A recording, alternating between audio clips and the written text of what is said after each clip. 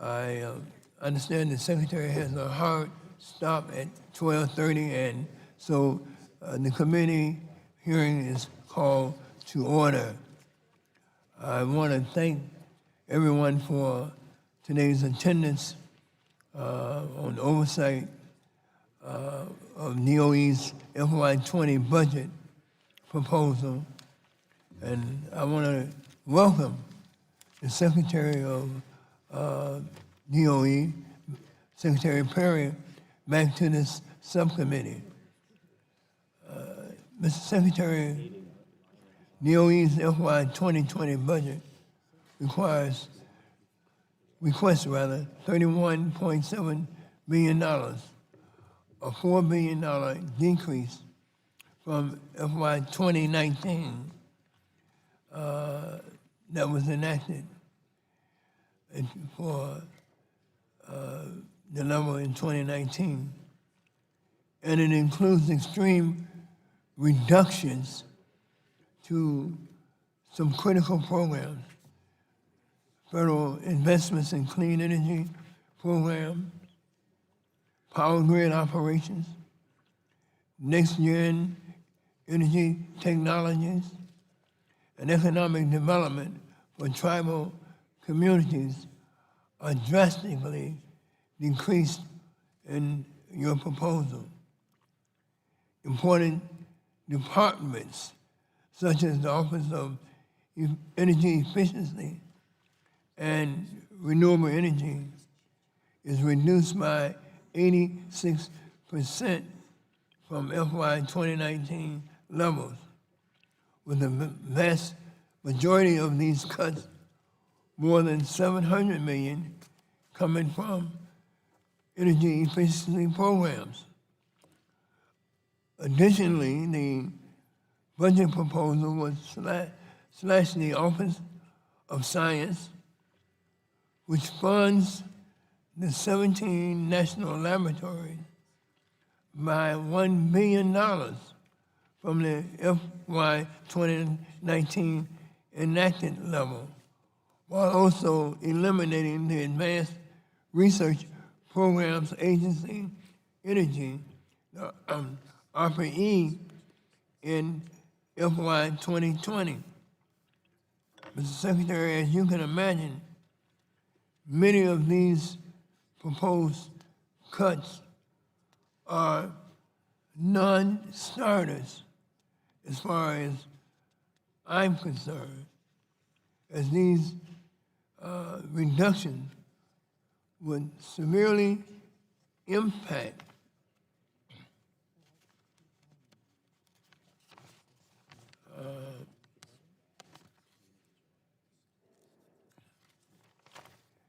federally funded investments in clean energy research and development, harming our economy and global status as leadership wants in these particular areas.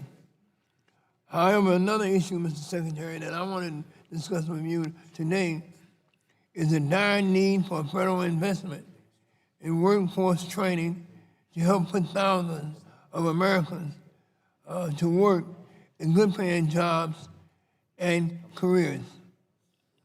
Mr. Secretary, just last month, Brookings released a groundbreaking and eye-opening study entitled Advancing Inclusion Through Clean Energy Jobs.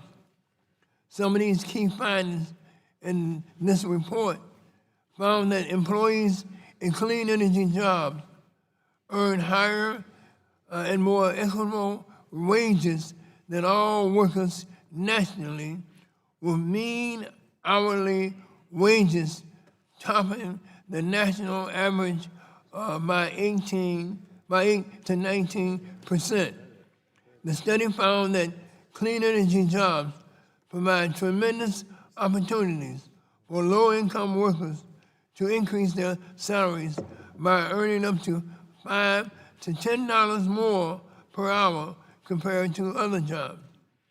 Despite higher wages, the study found that many clean energy jobs actually have lower educational requirements, with close to 50% of these workers holding only a high school diploma but earning higher wages than comparable peers in other industries. Mr. Secretary, I look forward to hearing from you today as we discuss these and other important issues. And with that, I yield back and I recognize the ranking member of the subcommittee, my friend from Michigan, Mr. Upton, for 5 minutes. Well, thank you, my friend and Chairman. Secretary Perry, welcome. There is something about the Department of Energy that brings out enthusiasm about our nation's energy and environmental future. And I think you demonstrate that enthusiasm better than just about anyone who has ever led that department. And I welcome that enthusiasm and look forward to your testimony, obviously, this morning. You know, over the last decade, we have emerged as the world's leading producer of oil and natural gas. And at the same time, we're also we lead the world in CO2 emission reductions. A fact that proves that energy production and environmental protection are not mutually exclusive goals. So today, we're more energy secure than at any point in our nation's history. 15 years ago, we thought that we were running out. And I believe that we owe this dramatic turnaround to free market competition, American ingenuity, and certainly technological innovations that were driven in part through research conducted by the DOE. Our energy abundance is supporting millions of American jobs and strengthening our economy, while at the same time providing our allies with a stable and secure new supplier. U.S. energy exports, especially LNG, also have the potential to help drive down emissions, which gives our trading partners another reason to do business with us. The shifting patterns of energy supply and use, both here in the U.S. and around the world, present both challenges and opportunities. I bring this up because the energy revolution represents a new economic fact of life for us. More communities are reliant on the supply of natural gas, for example, as more utilities use this energy for electric power. This raises another important issue for the department, which is the core mission to ensure the reliable supply of energy to the public. In recent years, we've worked with you to address electric critical infrastructure security, including cyber, to make sure that DOE has the statutory authorities to protect and respond to risks in bulk power systems. And I commend your continuing focus on that mission, which you demonstrated in your formation of the Cybersecurity, Energy Security, and Emergency Response Office, CSER.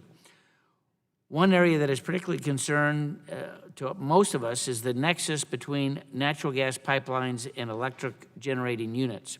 So I'd like to understand this morning what DOE is doing to assess risks in energy systems, particularly security and cybersecurity risks that threaten the supply of energy to our electricity systems.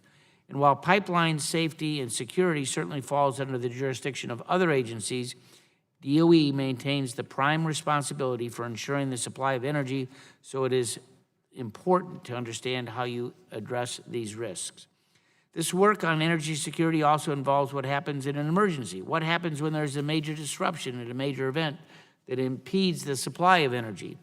The CSER office addresses this, but you also have offices under other department components that assist state energy offices. I'd like to get a sense of your priorities for working with states and territories to ensure that they have the information and tools to respond in emergencies. In the last Congress, committee members moved several bills that would have helped strengthen your authorities to coordinate and provide technical assistance to other federal agencies, states, utilities, to help strengthen our defense against attack. This is an area that this committee will continue to press. In Michigan, the electric power system is moving to more renewable energy. In fact, we'll be at 40% by 2040. For this to work economically in the long term, technology is necessary to continue to drive down costs and to enable the reliable supply during peak electric demand. And I'd like to understand how your budget aligns DOE research priorities to address the needs for cleaner electricity system. Finally, Mr. Secretary, there are other important priorities that are going to help our country develop and deploy the new clean technologies. As you know, one area of interest for this committee concerns nuclear energy, which provides one of the best paths to reducing greenhouse gas emissions.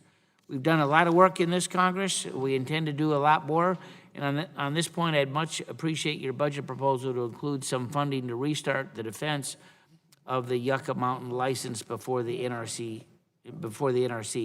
I'd also like to note that we have competing subcommittees meetings this morning. We are missing our good Texas colleague, Mr. Olson, who went back yesterday to look at some of the storm and flood damage in your great state. Again, Mr. Secretary, welcome. We look forward to working with you. Yield back.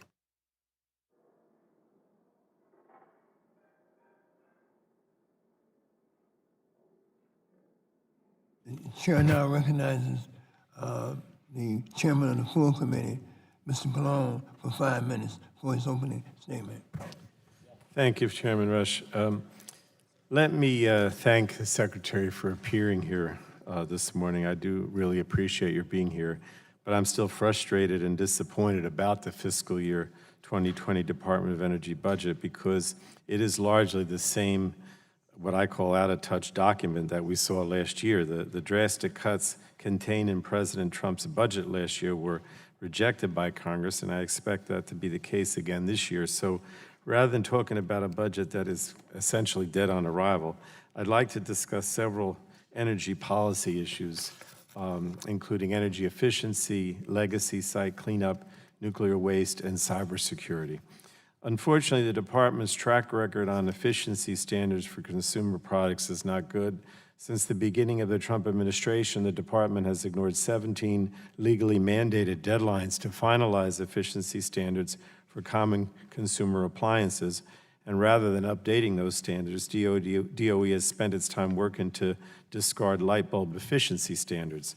And this rollback will lead to years of unnecessary electricity generation and carbon emissions just to power inefficient and outdated light bulbs. It's unclear who benefits from this, absent a handful of light bulb manufacturers. In fact, the electricity generators support the light bulb efficiency. In 37 electric utilities sent a letter to DOE last week opposing the light bulb rollback, and they know that efficiency improvements reduce the need for new infrastructure and improve the reliability of the existing electricity supply. I'm also concerned about the department's environmental management program, which is tasked with cleaning up the legacy waste sites where nuclear weapons were developed and built. The Oversight and Investigation Subcommittee held a hearing on DOE's growing environmental liability just last week, which as of this year has climbed to a staggering $377 billion. The GAO highlighted serious mismanagement at these sites and included the department's mounting environmental liabilities on its high-risk list. Now, I recognize that this is a problem you did not create, Mr. Secretary. Unfortunately, the President's budget makes your job more daunting by cutting the environmental management program by over $700 million from last year's level. And this is concerning, and I hope we see better management of this program moving forward, and we want to work with you to accomplish that goal. We must also find a solution to the storage and disposition of commercial spent nuclear fuel that currently resides at our nation's nuclear power plants. Each year, more nuclear power plants are ceasing operation. Until we come up with a federal solution to this issue, that spent fuel will be stored on-site at those plants which no longer generate power. And this effectively freezes any efforts to redevelop those sites. So we need interim storage solutions to bridge the gap until a permanent repository is licensed and constructed. And Mr. Secretary, I hope to work with you and my colleagues on both sides of the aisle to give the department the authority it needs to store this spent fuel at interim storage sites until we can permanently dispose of it. I know that both Mr. Upton and Mr. Rush are similarly concerned. Another area where I know we can work together is cybersecurity. I'm troubled by the report last week that earlier this year there was for the first time a successful cyber attack on our electricity system. It was not a sophisticated attack, and thankfully no consumer outages occurred, but that might not be the case next time. Our country's energy infrastructure is critical. We must ensure our nation's electric system, as well as the associated dams, railways, and pipelines, are all protected from an attack. So I am concerned by a recent GAO report I commissioned that found the Transportation Security Administration's pipeline security program has troubling weaknesses. At a hearing we held on pipeline safety and security last week, GAO informed us that TSA has only 4 employees to oversee the security of our nation's nearly 3 million miles of pipeline. and that's obviously unacceptable and frightening. So I support legislation introduced by Ranking Member Upton and Representative Loebsack that would allow DOE to develop a program to establish policies and procedures to improve the physical and cybersecurity of our nation's pipeline work, and I hope you'll work with us to enact that bill as well. So again, Mr. Secretary, thank you for being here today, and with that, Mr. Chairman, I yield back. Chair now recognizes the ranking member of the full committee, Mr. Walden, for 5 minutes for the purposes of an opening statement. Good morning, Mr. Chair, and thanks for having this hearing. Good morning, Mr. Secretary. Welcome back to the Energy and Commerce Committee. We're delighted to have you here. The Department of Energy's $32 billion budget proposal serves as a reminder of the broad range of defense, science, energy, and environmental activities that your agency pursues to perform its really important, critical, I'd say, national and energy security missions.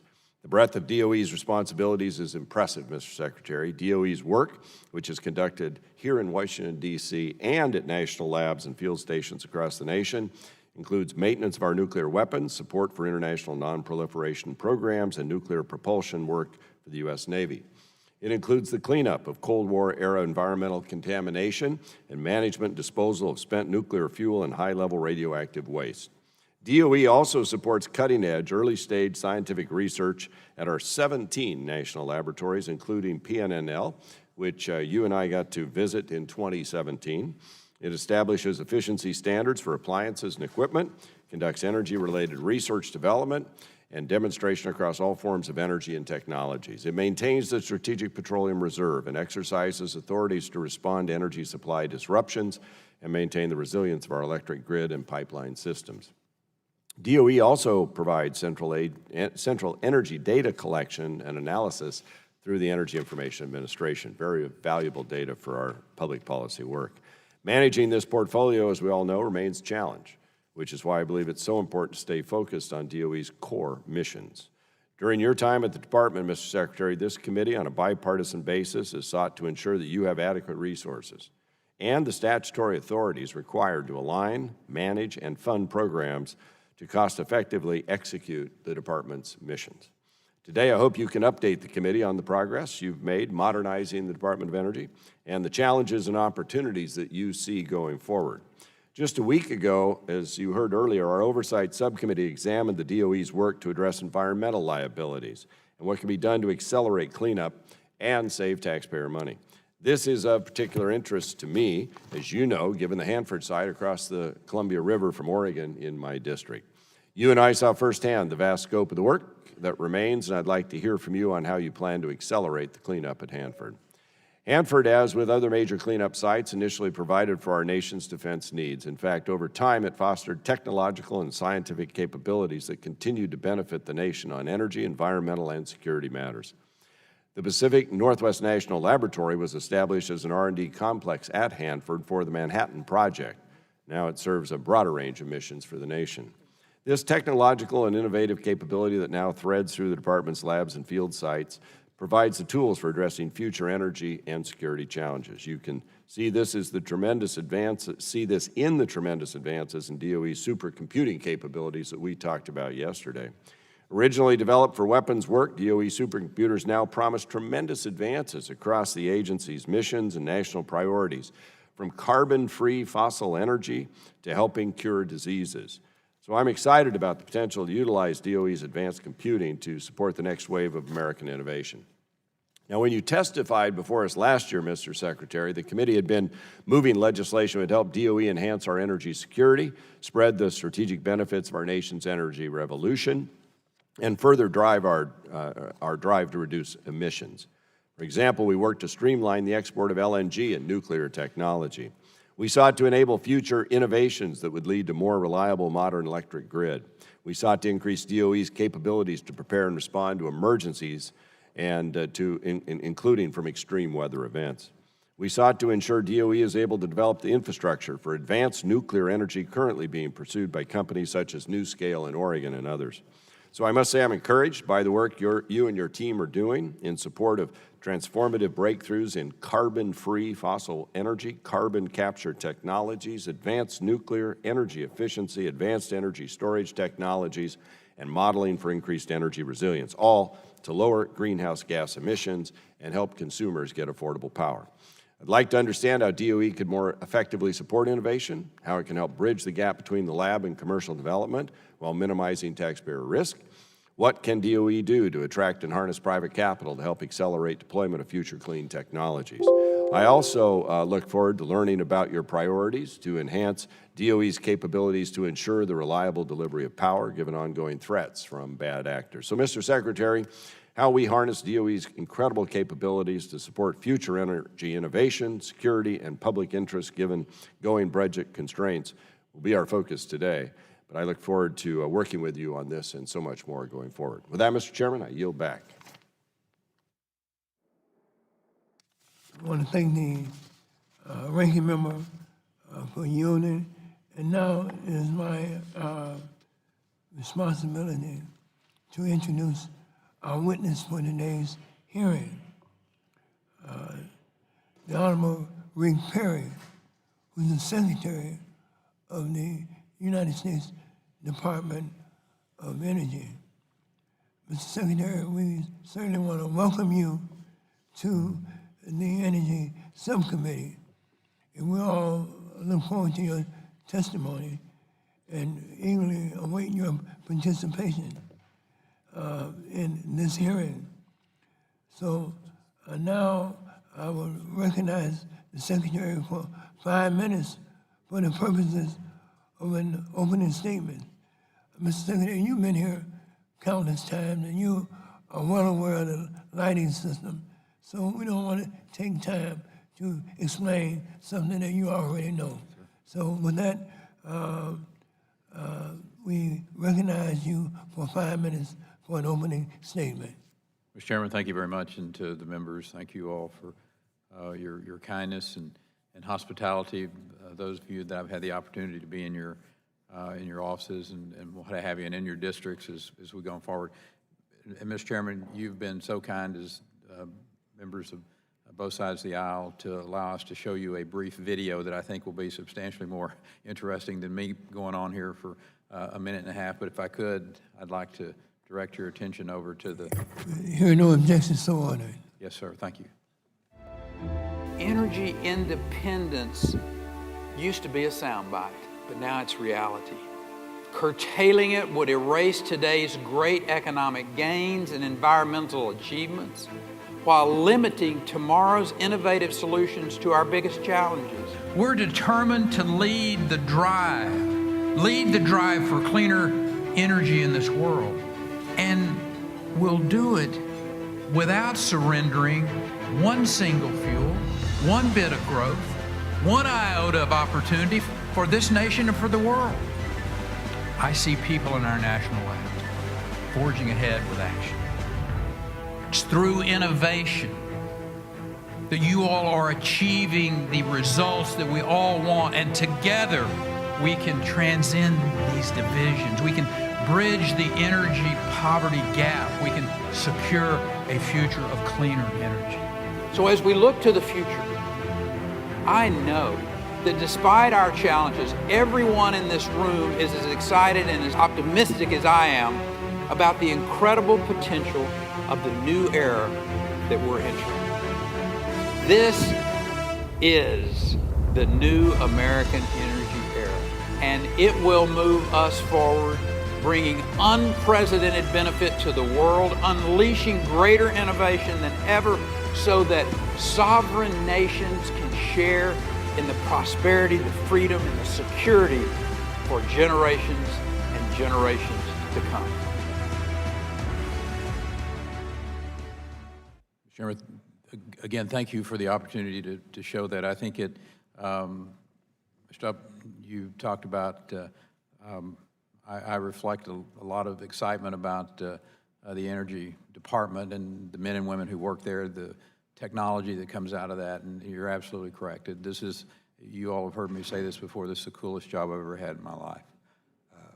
And I might add, Mr. Pallone, this is the most interesting job I've ever had in my life. Not the best, but the most interesting. So anyway, to each of you, it's my privilege to be before you today and to to respond to the 2020 budget request for the department. The budget is a request to the American people, through you, the representatives in Congress, to secure America's future through energy independence, scientific innovation, and national security. As I've already said, this is an exciting time. Exciting time to be at the helm of DOE. It continues to be a great privilege to serve as the 14th Secretary of Energy. Look forward to working with each of you as we go forward, passing a budget that invests in the nation's priorities in energy and science and national security, while at the same time continuing our shared support of innovations that have led to America's world-leading, yet often overlooked progress in reducing energy-related emissions. When I appeared before the committee last year, I committed to rebuild and restore our nation's security, to protect our critical energy infrastructure from cyber threats, to improve the resilience and the reliability of the nation's electrical system, to invest in early-stage, cutting-edge research development, to advance our leadership in exascale and quantum computing, and to continue to seek a federal storage repository for the nation's spent nuclear fuel. And concerning that last point, let me thank each of the members of the committee, certainly on both sides of this aisle, for you joined us in searching for a solution to deal with the waste disposal needs. I'm proud to report that since last year, DOE has advanced each of these goals that I just cited by investing in reliable, affordable energy, transformative innovation, national security. We're approaching the dawn of, as I made the reference to in that film, the new American energy era, a time of energy abundance, security, and yes, even independence. This past fall, I fulfilled a commitment to visit all 17 of the national labs, and I got to witness firsthand the brilliant work that's performed by these dedicated professionals. Mr. Secretary, I must say that you're on a hard deadline, Yes, sir. So when you Rock and conclude roll, sir. yourself, I'm ready. All right. Sorry, No, meaning sir. no disrespect, but you're on a hard I'm deadline working here. for you, sir. All right.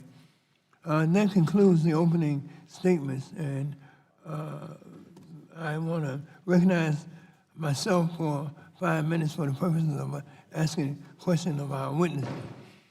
Mr. Secretary, as you may be aware, the energy workforce overall is currently dominated by older white male workers, and this is also true within the clean energy sector, as women make up less than 20% of workers in the clean energy production and energy efficiency sectors, and less than 10% of these workers are African American.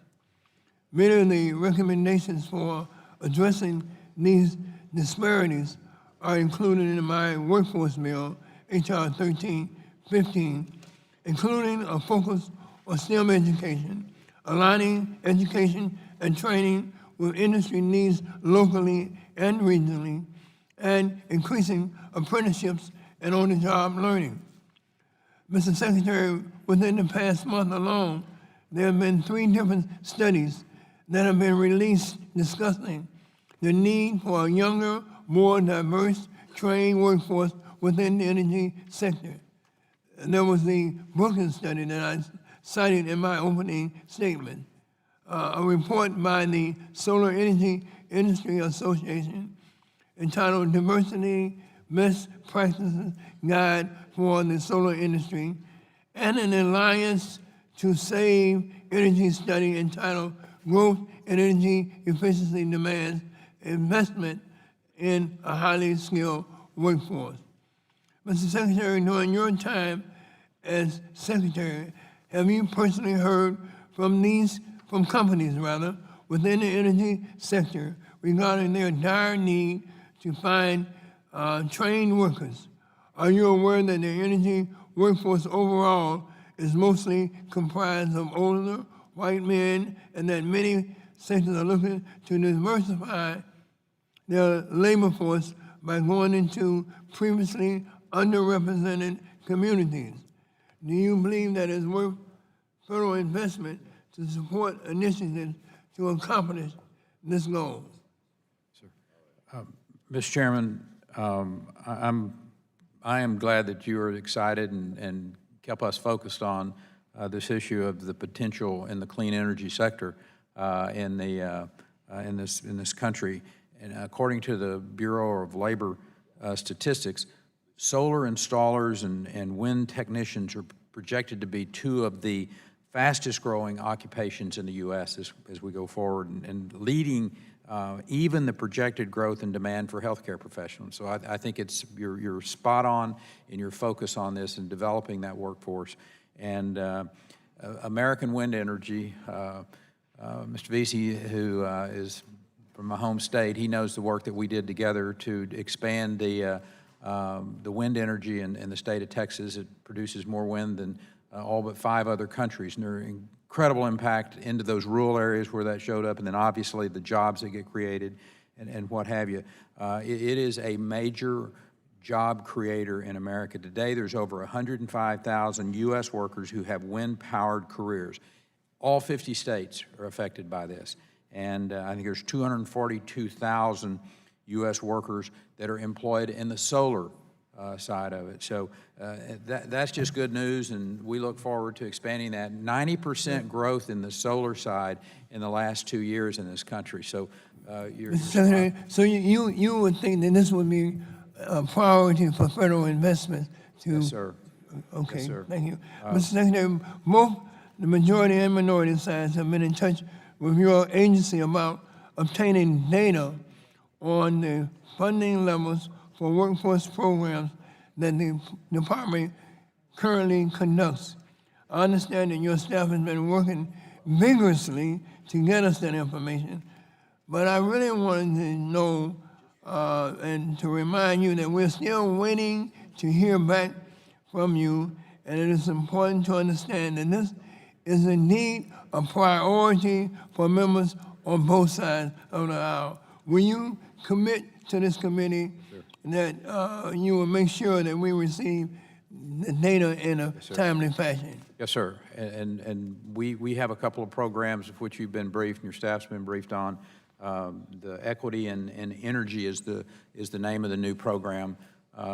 It was called Diversity and Energy, but we've changed it over to Equity and Energy, and you'll have that data, and we're working hard. And just as an addition, Mr. Chairman, these X-Lab projects that we're working on, where we bring the private sector into our national labs. As a matter of fact, I think there's one coming up in Argonne. You'll obviously have a little more than a passing interest in Argonne because you're home of residence there in Chicago. But anyway, it's an artificial intelligence and machine learning project that's going to be working there in the early fall of 2019. So we obviously will invite you and your staff to be there as we do that. But it's a great opportunity for us not only to showcase the clean jobs, but also to recruit those young men and women, a diverse workforce, and maybe prick their interest in science and technology, engineering, and in math, to bring them into a future that's going to be not only exciting, but obviously a great opportunity for them to better their lives. Well, thank you, Mr. Secretary. The chair now recognizes Mr. Walden, the ranking member of the full committee, for the purposes of questioning the witness. Thank you, Mr. Chairman. I want to thank Mr. Upton, too, for yielding. I have a meeting I have to get to down at the White House. But Mr. Secretary, thanks again for being here. Thanks for your leadership of the agency. We work with a number of presidential appointees on this committee, and you're one of the best we work with in terms of communication with your team and going back and forth with us on these energy policy issues. Now, there's one you and I talked about last year, and I think probably the year before and everything else, and it should come as no surprise related to the proposal to sell off the Bonneville Power Administration. and the idea of selling it off. So the question is, the idea of selling off Bonneville Power Administration's electricity transmission assets and abandoning cost-based race is broadly rejected by practically every member of the Pacific Northwest congressional delegation in the House and the Senate.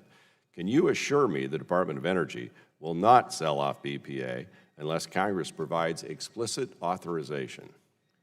I can assure you with great assurance that we will follow your direction, sir, and this committee, and Congress's direction.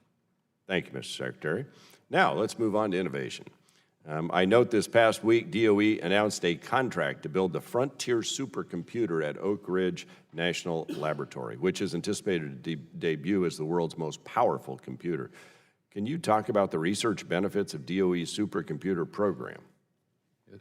That will be difficult in a short period of time, but I'll do my best, and I'll talk fast, which is a pretty good test for an Aggie. But the breadth of what these supercomputers are allowing us to get answers for of questions that have vexed us in the past, and just because we did not have the computing capacity, we didn't have the broadband, the bandwidth, if you will, to put all the data in to get the answers back.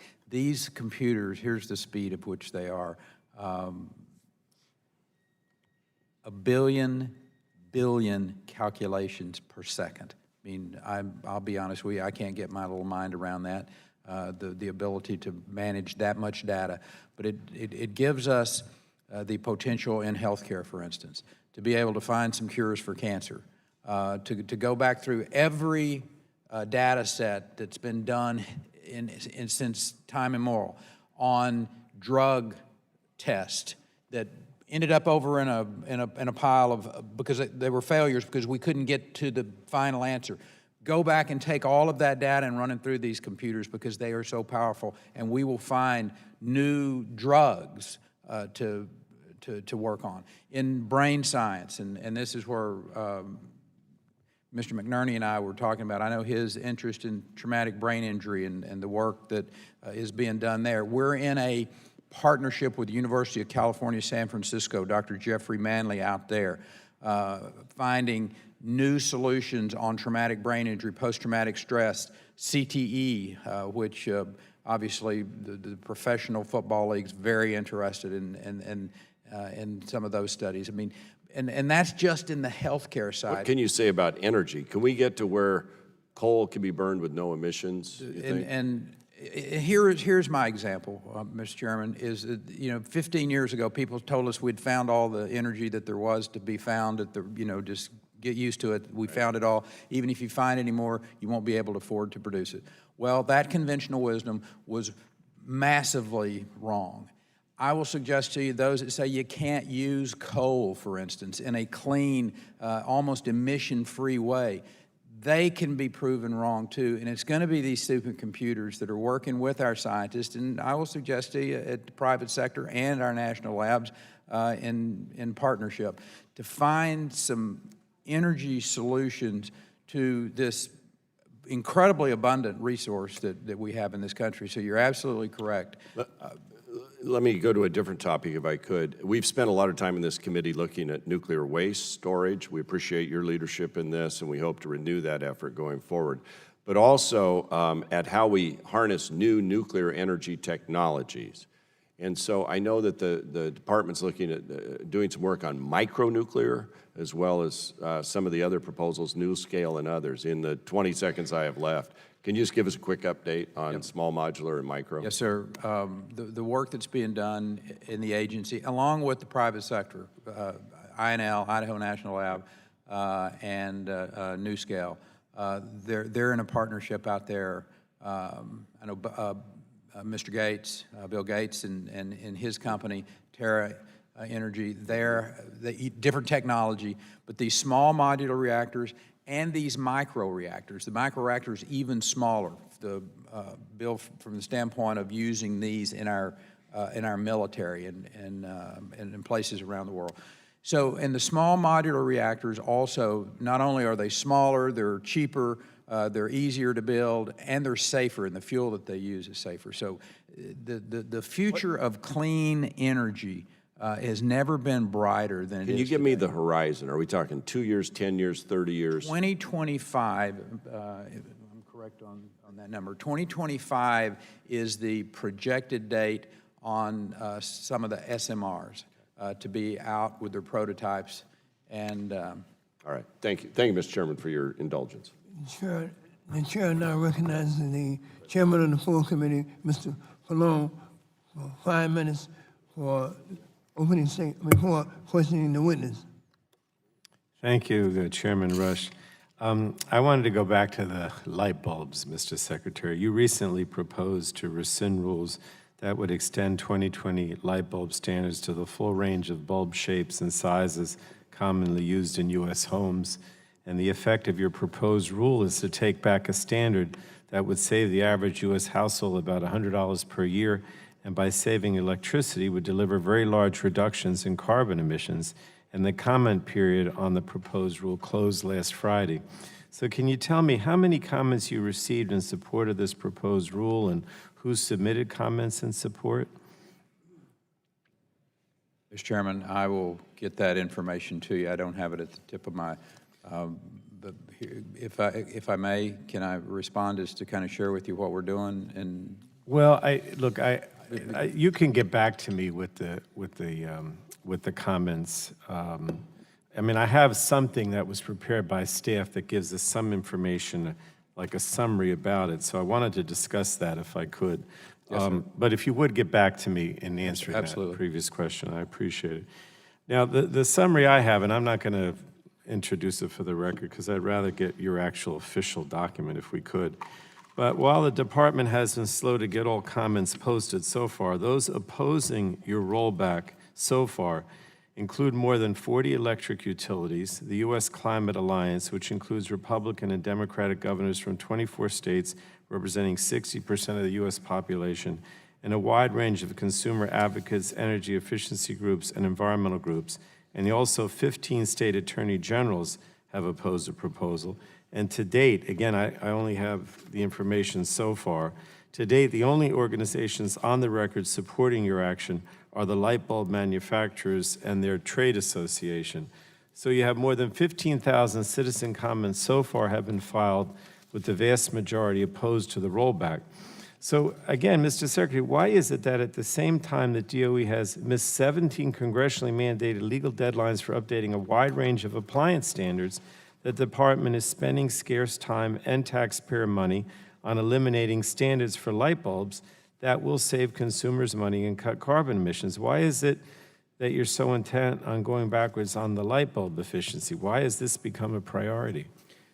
Mr. Chairman, I think the bigger issue from my perspective is that the challenge with the way that the statute is written, and I will tell you, we're working hard to meet our legal obligations on this, but the deadlines for issuing regulations and whether it's appliances and or equipment, and I've instructed the staff to develop a plan to address the missed deadlines, and that plan is in the forthcoming spring unified regulatory agenda.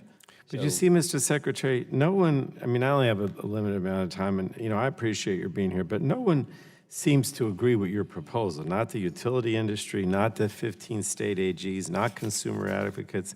As far as I can see, the only voice supporting your action is a handful of companies that want to keep on selling outmoded, grossly inefficient light bulbs that are a bad deal for consumers and harm the environment. So I just don't agree, and I don't really even understand your argument.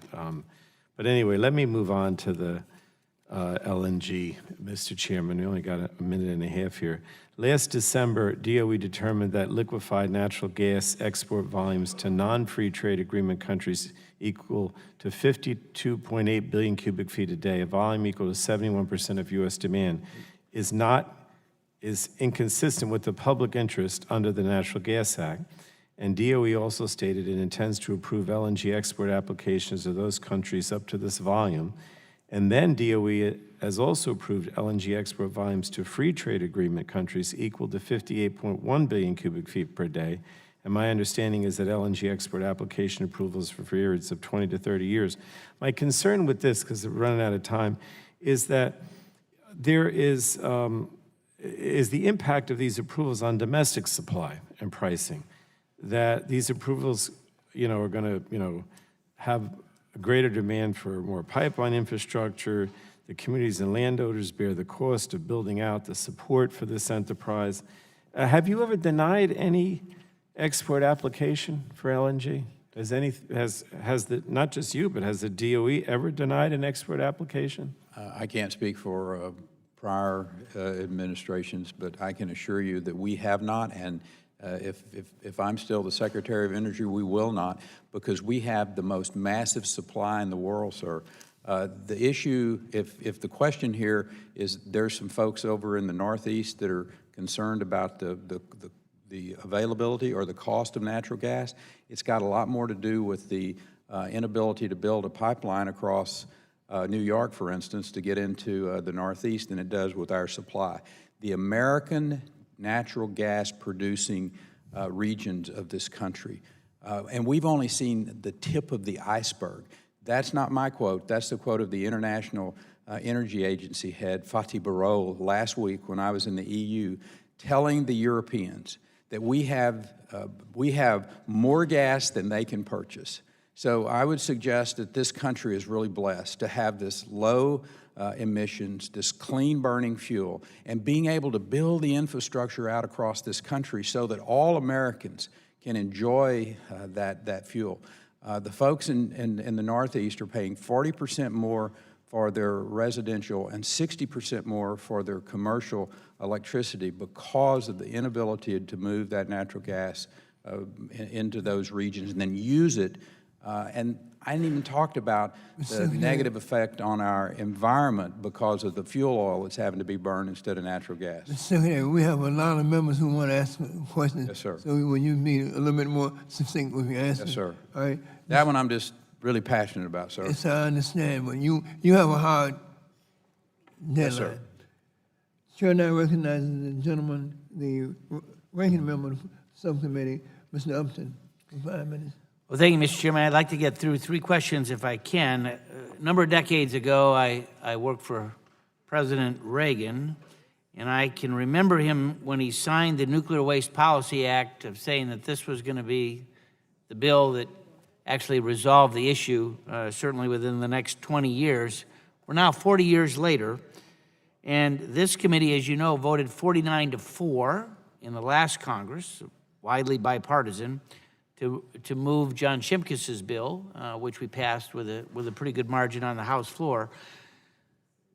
For us to finish the job, the one thing that we really need to spend money on, I think, is to complete the licensing process at the NRC. Do you agree that that's the case, and can you commit to trying to help us get to that final stage? Yes, sir. If you don't have the permitting process finalized, then you're not going to. This is a map of every one of those red states has waste, and that's your plan. That's the repository for America. And that's why we have to complete the licensing process. Yes, sir. We have to if we don't finish that license, and listen, I'm not a yucca or bust person. Let's find a solution to this. Yucca is one of the solutions, but if you do not have a permitting process that is finalized, you are never going to be able to move this out of your states, and there's 38 of them here. Your states are going to be the ones that are the final solution. That's a good answer for this. That's a good answer. We can go to the double jeopardy now. All right. There was a report earlier this week, a public report, that disclosed that a cyber attack on March 5th.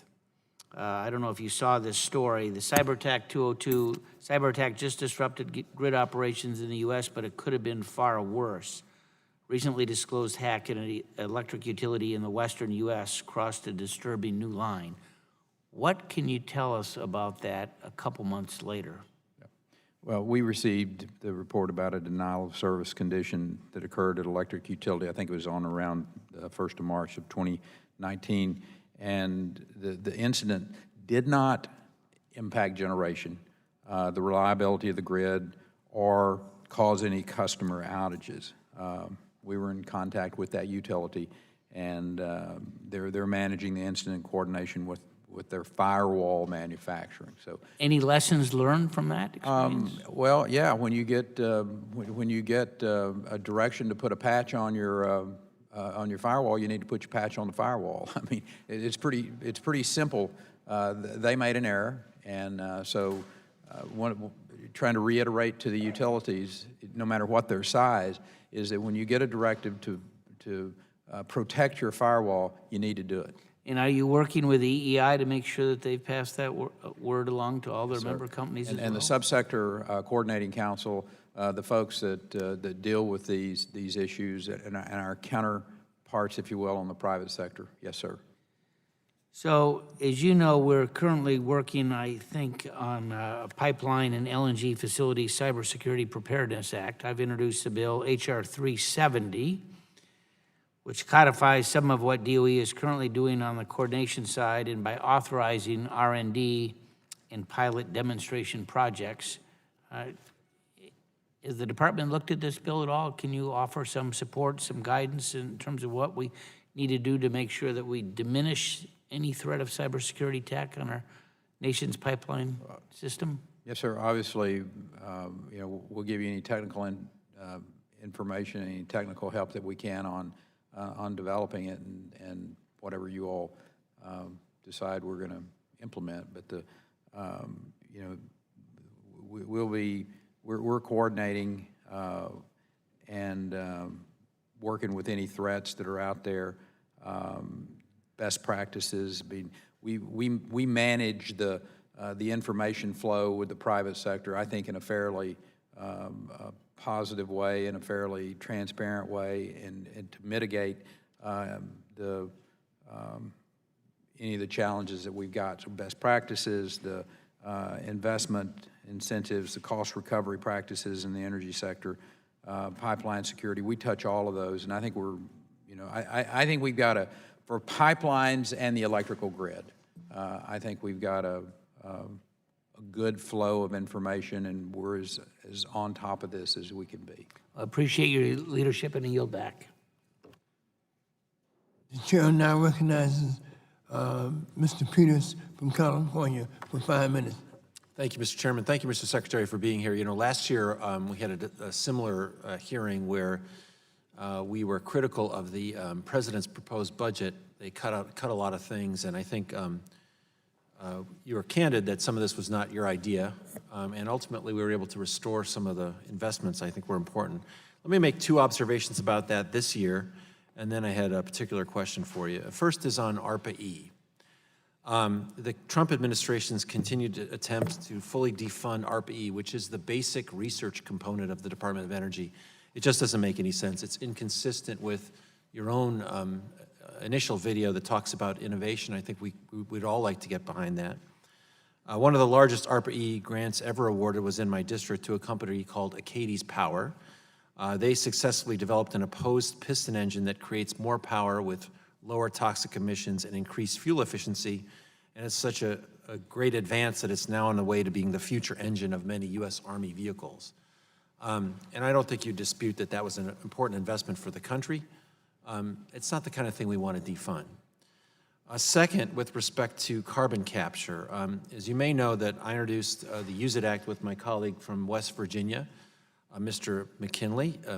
There are an example of a West Virginian and a Californian working together on energy and environmental issue. I think that's a good idea.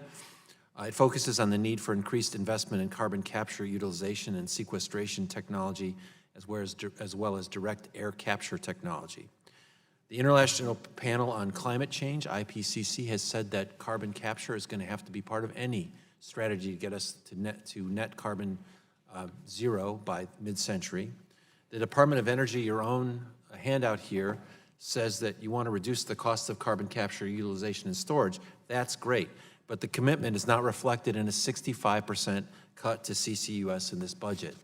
I'm not asking for a response on that, other than to tell you that it's obvious that it's inconsistent with your goals, Mr. Secretary, as they're stated.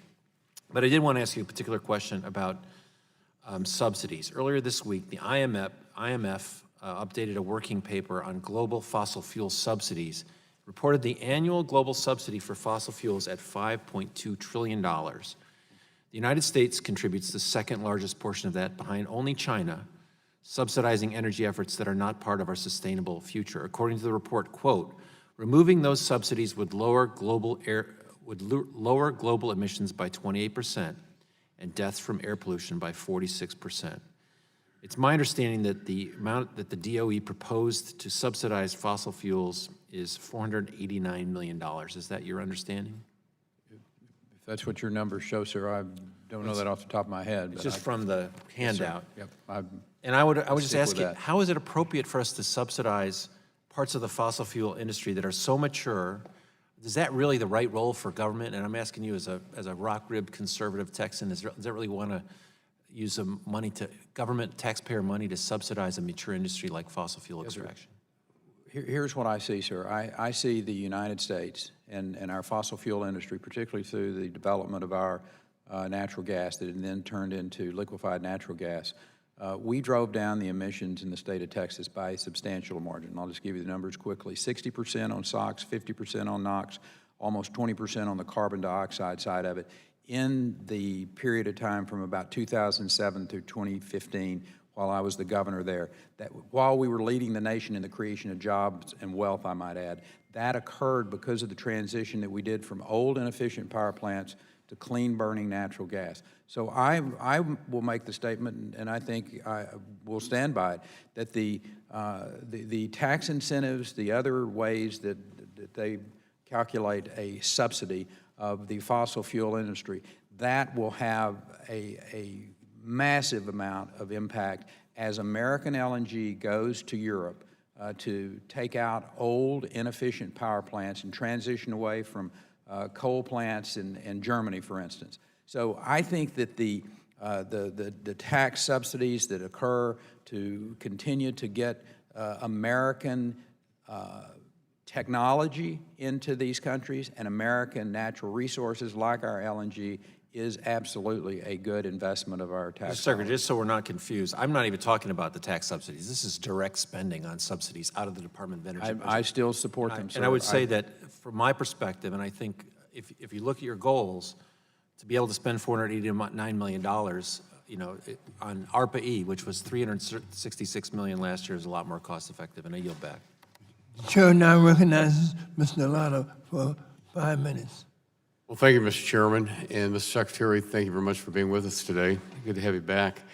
The Department of Energy has important responsibility to secure the nation's energy infrastructure against all hazards, including severe weather, to reduce the risk of potential cyber attack, and to assist with energy restoration and recovery efforts.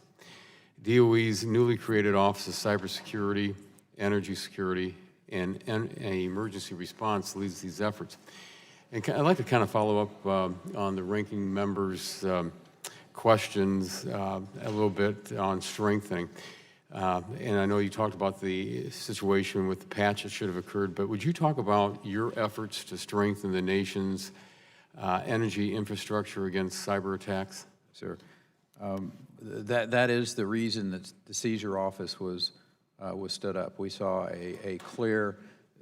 The Department of Energy is the sector-specific agency dealing with our electrical grid. We obviously work with our partners at DHS and at the US DOT on the pipeline side of it too. But the SCADA systems and the cybersecurity aspects of which were, cybersecurity is an integral part of energy security.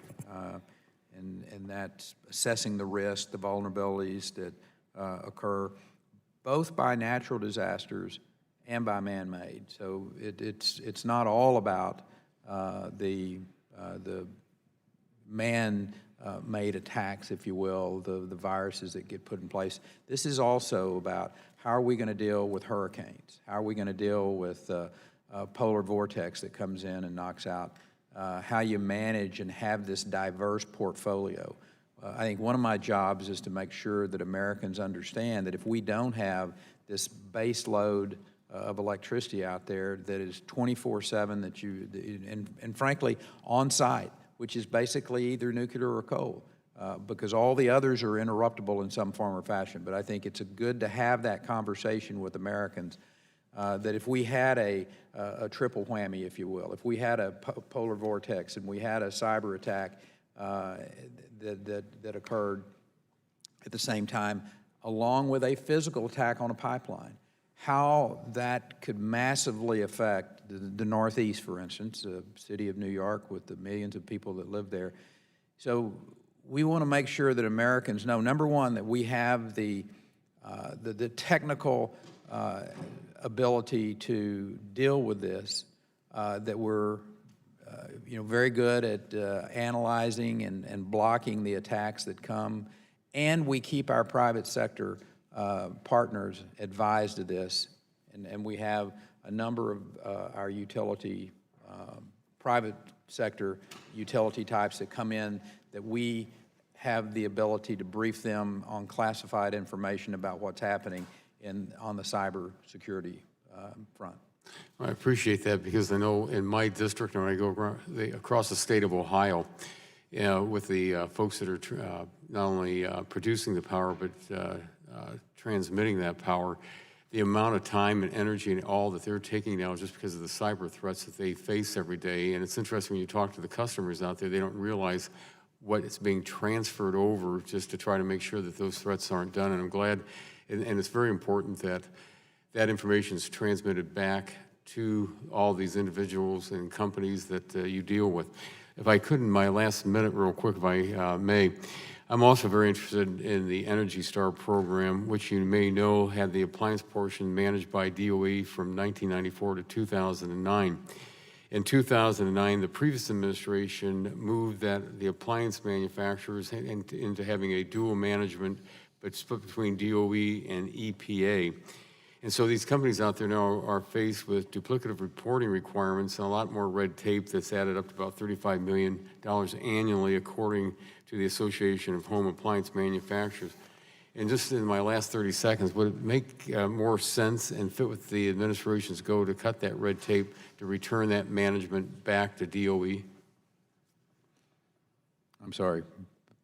Ask your last question again, sir. I was just Well, with would it make more sense to have DOE on the Energy Star and having a split between the EPA and with a DOE, to have it just being underneath the DOE? Yes, sir. I appreciate that answer. Mr. Chairman, my time's expired, and I yield back. Now recognize Mr. Doyle for 5 minutes. Thank you. Secretary Perry, welcome back to the committee. Investment in research and advanced technologies, it's critical if we're going to reduce harmful emissions from fossil energy sources like coal and gas. And in your testimony, you mentioned your commitment to R&D, particularly for fossil energy.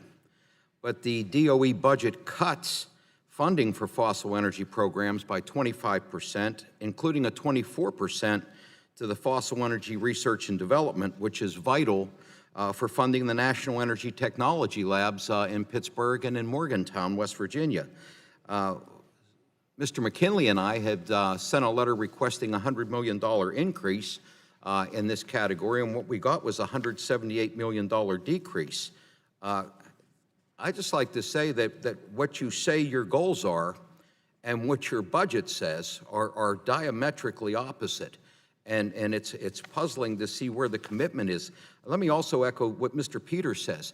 It is craziness to eliminate ARPA-E. I mean, this is a program that's focused on high-risk, high-reward innovation, particularly when it's clear that the industry's not going to take on this kind of risk, and other DOE offices haven't quickly produced this type of early-stage, high-risk technology. Cutting this program makes absolutely no sense. And again, it seems contrary to the goals that you state that the department has. Now, let me give you a compliment. I'm glad to see that your budget focuses on energy storage. I've introduced the Energy Storage Tax Incentive and Deployment Act to expand the investment tax credit to encompass battery storage technologies. I think that's a critical component needed to expand our use of renewables and strengthen our grid. So I appreciate your focus on this initiative, and I look forward to working with you on that. Let me ask you, Secretary Perry, yesterday Exelon announced that 3 Mile Island would prematurely retire in September. This means the loss of carbon-free baseload power, and it means the loss of a lot of good-paying jobs. And we know that as nuclear plants are prematurely being retired, this energy is being replaced by coal and natural gas, which is putting more greenhouse gases up into the air. Now, I've had concerns with the NOPR proposal or the First Energy 202C proposal, but I still support the nuclear industry because we can't meet our climate change goals and obligations without it. So tell me, what are other options that are available to address this issue for nuclear power plants across the country that are starting to close down prematurely? Mr. Dole, we totally agree with you on your observation about you cannot meet your goals, no matter where you may land in the spectrum out there, for the fight to reduce emissions without nuclear. So you ask what some of the options are, and I think they're twofold.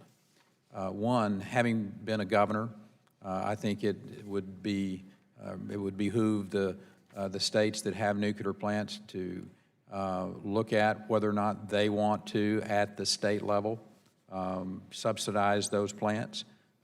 Listen, the idea that I don't necessarily think that the word subsidy is a bad term.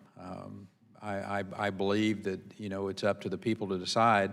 Do you want to have these options, this diversity of energy sources? Nuclear is, I think, one of the most important ones.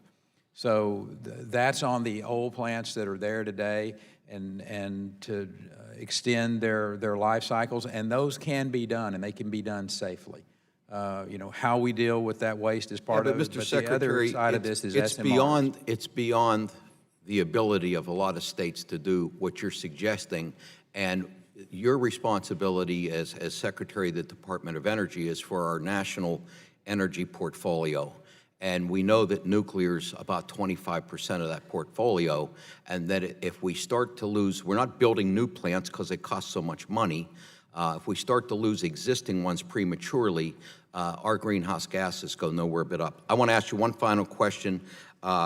We've sent worker safety is a priority of mine, especially for workers employed in environmental remediation and decontamination, because they have an increased risk of exposure to harmful substances. Incorporating robotics into remediation for hazardous or radioactive material can not only increase the efficiency of remediation, but it protects workers also. What's the department doing to incorporate robotics into cleaning up sites? Yes, sir. We're obviously working with that. As a matter of fact, we have some projects. Fukushima is one of those that the department is working with the folks, and I actually was over there a year plus ago to observe at the appropriate distance. I see our time is up. I want to respect Mr. Rush. So the robotics side of it, we are working with that, and so our national labs are working with Chair, that. thanks, gentlemen. And the chair now recognizes Ms. McMorris Rogers for 5 minutes. Thank you, Mr. Chairman, and welcome, Secretary Perry. I too want to join in applauding your enthusiastic leadership at the Department of Energy to lead the drive to a new American energy era. And energy innovation is the key. On this committee, we are regularly debating the best ways to promote new American energy. And today, because of American ingenuity, we're celebrating energy independence. We're celebrating a booming economy, and we're also celebrating the fact that we are leading the world in bringing down harmful carbon emissions. In Eastern Washington, I'm proud to represent many who are on the forefront of these energy solutions, research and development of production and storage.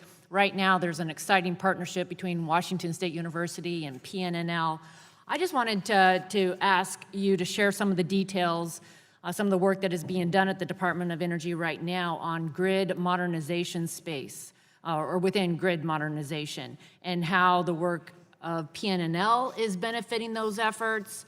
I also, in that line, wanted just to ask you what you believe needs to be done to ensure that the United States remains on the forefront of innovation in grid modernization, and do you fear that other countries may ultimately surpass the United States in this field? Thank you.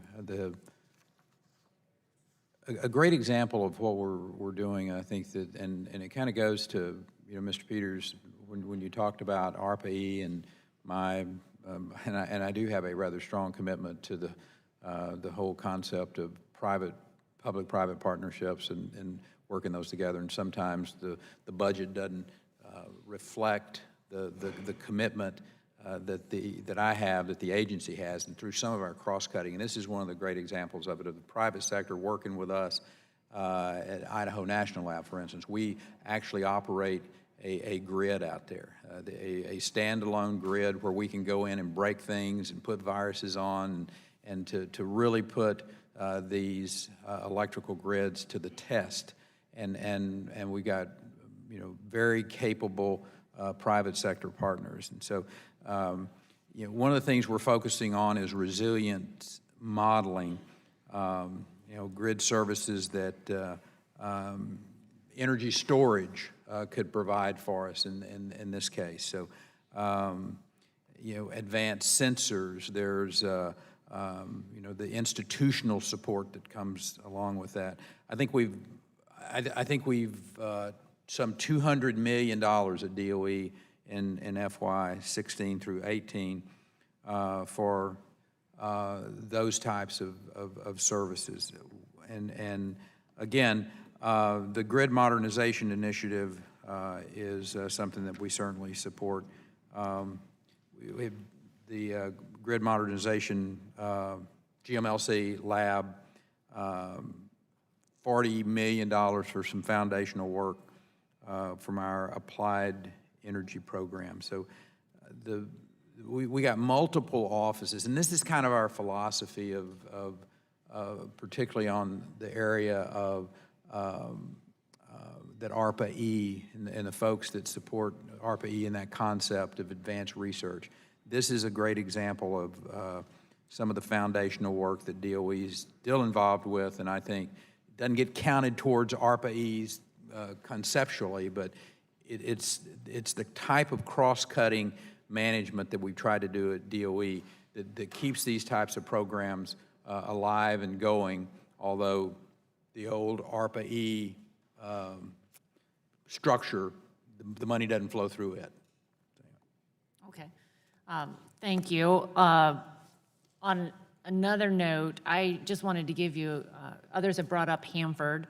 I wanted just to ask you in the time remaining what you believe could be done, should be done to ensure that the site is cleaned up in a timely and cost-effective manner. Yeah, and we're making some progress. I mean, that was one of the biggest frustrations that I saw when I came to DOE was the massive amounts of money that had been done in the past.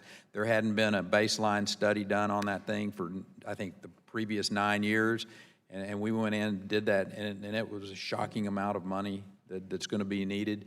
But we're making progress. For instance, I know Chairman Walden cares about that Columbia River, as do you. And the last reactor is going to be cleaned up. We're going to be able to go announce the last reactor in the basin of the Columbia River this fall. So that's some, we're making some progress there. The high level, or I should say the low level waste facility over there. I mean, we're ready to move some of that material out of the region and go to either some interim or, you know, obviously I'm looking for some permanent waste sites in this country as well. So I think we're making some pretty darn good progress out there. We got a couple of those tunnels now grouted and filled, and so there's some good stories. It's going to be a long time. It's going to cost a hell of a lot of money. Okay. But thank you. We're making some good progress. And thanks for being here. I yield back. 5 minutes. Thank you, Mr. Chairman. Thank you, Secretary, for being here. You said a moment ago that sometimes the budget doesn't reflect the commitment you have and the agency has to certain things. Yep. So how do we solve for that here? Because the budget is obviously reflecting something. And I guess you're between a rock and a hard place. The rock being your personal commitment, if I can give you credit for that, and wanting to invest in these things, and the hard place being orders that are coming from someplace else in the administration where that commitment is not as strong. So I'm looking at the Office of Energy Efficiency and Renewable Energy, which has done some great work over the years. I mean, I think some of the estimates on the return on investment there are that it's netted about $230 billion for the taxpayers, which is just incredible. But the budget you've brought here today would cut that office by 86%. And then you look at the Solar Energy Technologies Office. Again, they've done terrific work. It's been an economic driver, generating economies, employing over 240,000 Americans, $17 billion of investment in the nation's economy. I mean, these are award-winning numbers by any measure, helping to keep driving the cost, commercial costs of solar energy down because of the continuous attention and focus that office brings. And that office in your budget would be reduced by 70%. Last year when you were here, we were talking about the importance of the Solar Energy Technology Office's work, how it was helping to make solar electricity more affordable. In Baltimore, we've been working on a project that DOE was a partner in to bring this opportunity to low-income homeowners, create a workforce pipeline in the solar industry for people in some of the hard-hit parts of Baltimore City, et cetera. So I guess the first question is, do you agree that this Solar Energy Technology Office has done good work and helps to improve affordability, reliability, and performance of solar technologies on the grid? And how can they continue to do that good work if they're going to experience, according to the budget requests you're making, a 70% cut in their resources? The short answer is yes, sir. I do think that that office and the whole of EERE and what they do. As a matter of fact, in March, we announced the largest ever solar funding opportunity. It was $130 million in new research to advanced early-stage solar technologies.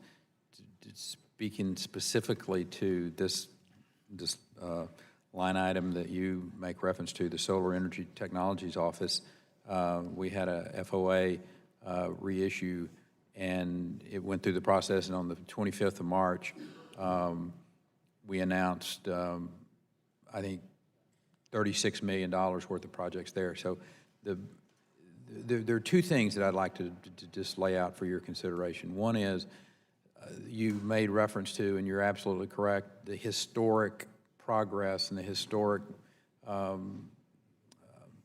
wins, if you will, that EERE has had historically. And now we're seeing the industry, both solar and wind, become substantially more mature, be able to stand on its own 2 feet, so to speak, and not be requiring the amounts of dollars that we had historically. So I hope there's some recognition about that the shifting of dollars has been because of the maturing of the wind and the solar energy. As a matter of fact, since 2016, since this administration's come into office, there's been a 90% increase in the growth of the Let me just interrupt because I got 5 seconds. I understand the argument about it matures and maybe the investment doesn't have to be at the same levels. But I think if you maintain that investment, you'll keep us on the cutting edge. We'll be more competitive compared with our peers around the world than if we start to pull back from that investment. So I hope you will reconsider this as we move forward, and I yield back.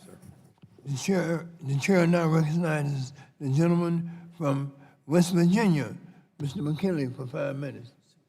Thank you, Mr. Chairman. Mr. Secretary, welcome again back to this, and thank you. I'm just curious, there are several things I'd like to run past you a little bit, because I liked your opening film clip about energy independence in the new era. Can you give us a perspective, however, of what's happening in New England? Because I don't know that we can suggest or should be offering that New England is energy independent, especially if last year in Boston Harbor, there was an LNG tanker from Russia providing LNG gas to New England. And the fact that other New England states and across the country were importing 73 terawatt hours of electricity from Canada. That in and of itself, doing some rough math, represents about 9% of the population of this country of America is getting its electricity from Canada. So could you address a little bit, just briefly on that? Because I've got two other questions. Mr. McKinley, I think what you bring up here is really important. I touched on it a little earlier when I think Mr. Plunn and I were having our discussion, but being able to deliver energy, U.S. Produced energy, to the totality of the United States is really important. What the President talked about in his executive order on infrastructure was, I think, spot on, of focusing on our ability to deliver the energy all across this country. And by and large, that's going to be in the form of natural gas, it's going to be in the form of nuclear energy, and it's going to be in the form of coal-powered energy flowing from, we're at the discretion, unfortunately, as we're finding out, that's my second question, of how states are interacting with the 401 permitting process. We've got now 4 states, from New York, Washington, Maryland, and now Oregon has stepped in and said they're going to use this federal permitting process to prevent us from using fossil fuels or crossing fossil fuels in their state. I'm just wondering, where's the administration in the pushback about this Commerce Clause? Is that troubling? Yes. The administration? Yes, sir, it is. As a matter of fact, the President talked about it yesterday during the cabinet meeting, Mr. Chairman. He brought it up. I get, and Sonny Perdue and myself are both former governors, and I wrote a book about the 10th Amendment. I'm kind of on the record of being a pretty strong proponent of states being able to decide what's in their best interest. With that said, I think it does beg the question, is it in America's national security for a state to block a pipeline that is going to have an impact from a national security standpoint? At that particular point in time, I think both the Commerce Clause and the national security of this country trumps a state being able to stop a pipeline going across for whatever reason that might be. So, and not even to mention what it's doing to the citizens of the Northeast from the standpoint when they're having to pay 60% more for energy, when the emissions are going up because they are having to use fuel oil instead of natural gas. I mean, not only are they affecting the environment in a very negative way, their citizens are having to pay more expensive energy. So, this isn't just about this issue of, is it okay for the governor of New York to stop a pipeline going across the state? The citizens of New York need to be engaged in this conversation as well about the cost of their energy And then all of the people of the Northeast need to be talking about, here's what you're doing to our environment because you choose to block a natural gas pipeline going across your state. Thank you. So I'm hoping the administration gets active in joining other states that are trying to fight back against this. I know we've got the Crow tribe in Montana trying to ship gas or coal across to export it, and they're being blocked. But let me close with, in the 10 seconds I have on it. Can you give us an update of what's going on with the status of the petrochemical complex in the Appalachia? I know the president has called for a study to see if that's not something for energy independence. Ladies and gentlemen, It's going forward. thank you, Mr. Secretary. Let me remind members. Thank you. You please be succinct with your questions. We have 18 members who have not asked questions, and we have a hard conclusion at 12:30. Yes, sir. So please, the chair now recognizes Mr. McNerney for 5 minutes.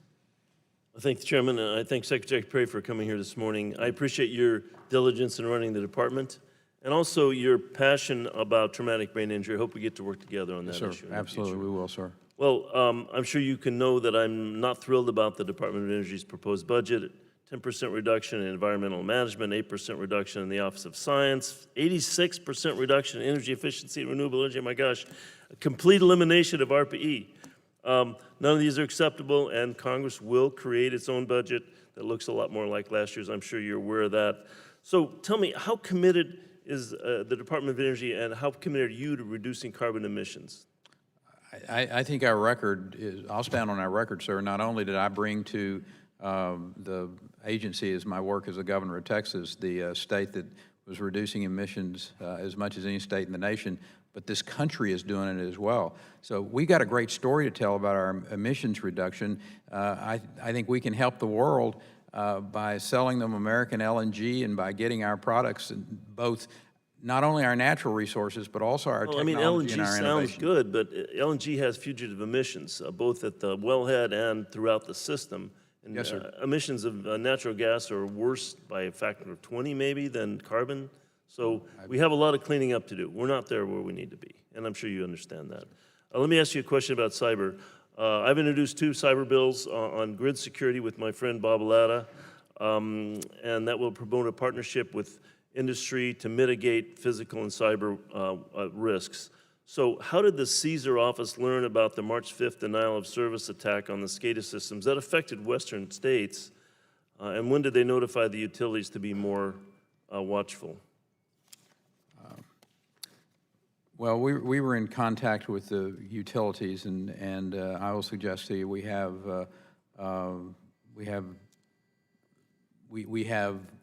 very timely.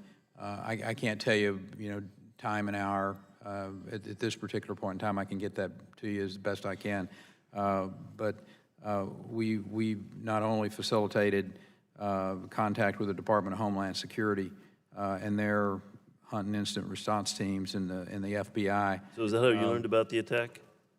How did you learn about the attack? How did the Department of Energy learn about it? Through our emergency management office was contacted. Well, it's clear that we should work with industry, government industry, to create public-private partnerships to make the utilities more secure. And a desire to move on, as I mentioned, the budget would cut renewable power office by 86%. That's disappointing to me personally, since I spent a career developing renewable energy. Specifically, however, the budget intends on ending the origination of new loans in the loan program office. However, Congress has repeatedly funding this office at over $20 million a year. Has the office continued to process loan applications and do due diligence on the applications as Congress intended? Yes. Good. Glad to hear that. Thank you. Nuclear. Succinct. We're following the chairman's. Making progress, Mr. Chairman. Thank you. Nuclear waste. I've been a strong voice in dealing with nuclear waste that sites poorly. We have nuclear waste, a lot of nuclear waste around the country sitting in poorly secured sites. Any solution, however, absolutely must work with nearby communities, which we've seen fail in the past. However, on October 10, 2018, the DOE issued a public notice about the way it interprets the words high-level nuclear waste. If this were suddenly reinterpreted or reclassified, then the DOE could dispose of it in less secure sites. Can you tell us how much high-level radioactive waste the department is considering reclassifying? Mr. McNerney, here I think what is really important for us to have a conversation about and be, very open with this issue is about identifying not where waste comes from, whether it's from a weapons program or whether it's from a civil nuclear program. And that's how we decide where this waste goes at this particular point in time. I think it makes abundant good sense for us to identify this waste by its radioactivity levels rather than where it comes from. And that's what we're talking about doing, is being able to put waste where it needs to be based on its radioactivity and the strength of that radioactivity rather than where it came from. And that's what we're trying to Thank you, Mr. Secretary. to decide. The chair now recognizes the gentleman from Illinois for 5 minutes. Thank you, Mr. Chairman and Mr. Secretary. Thank you again for being here.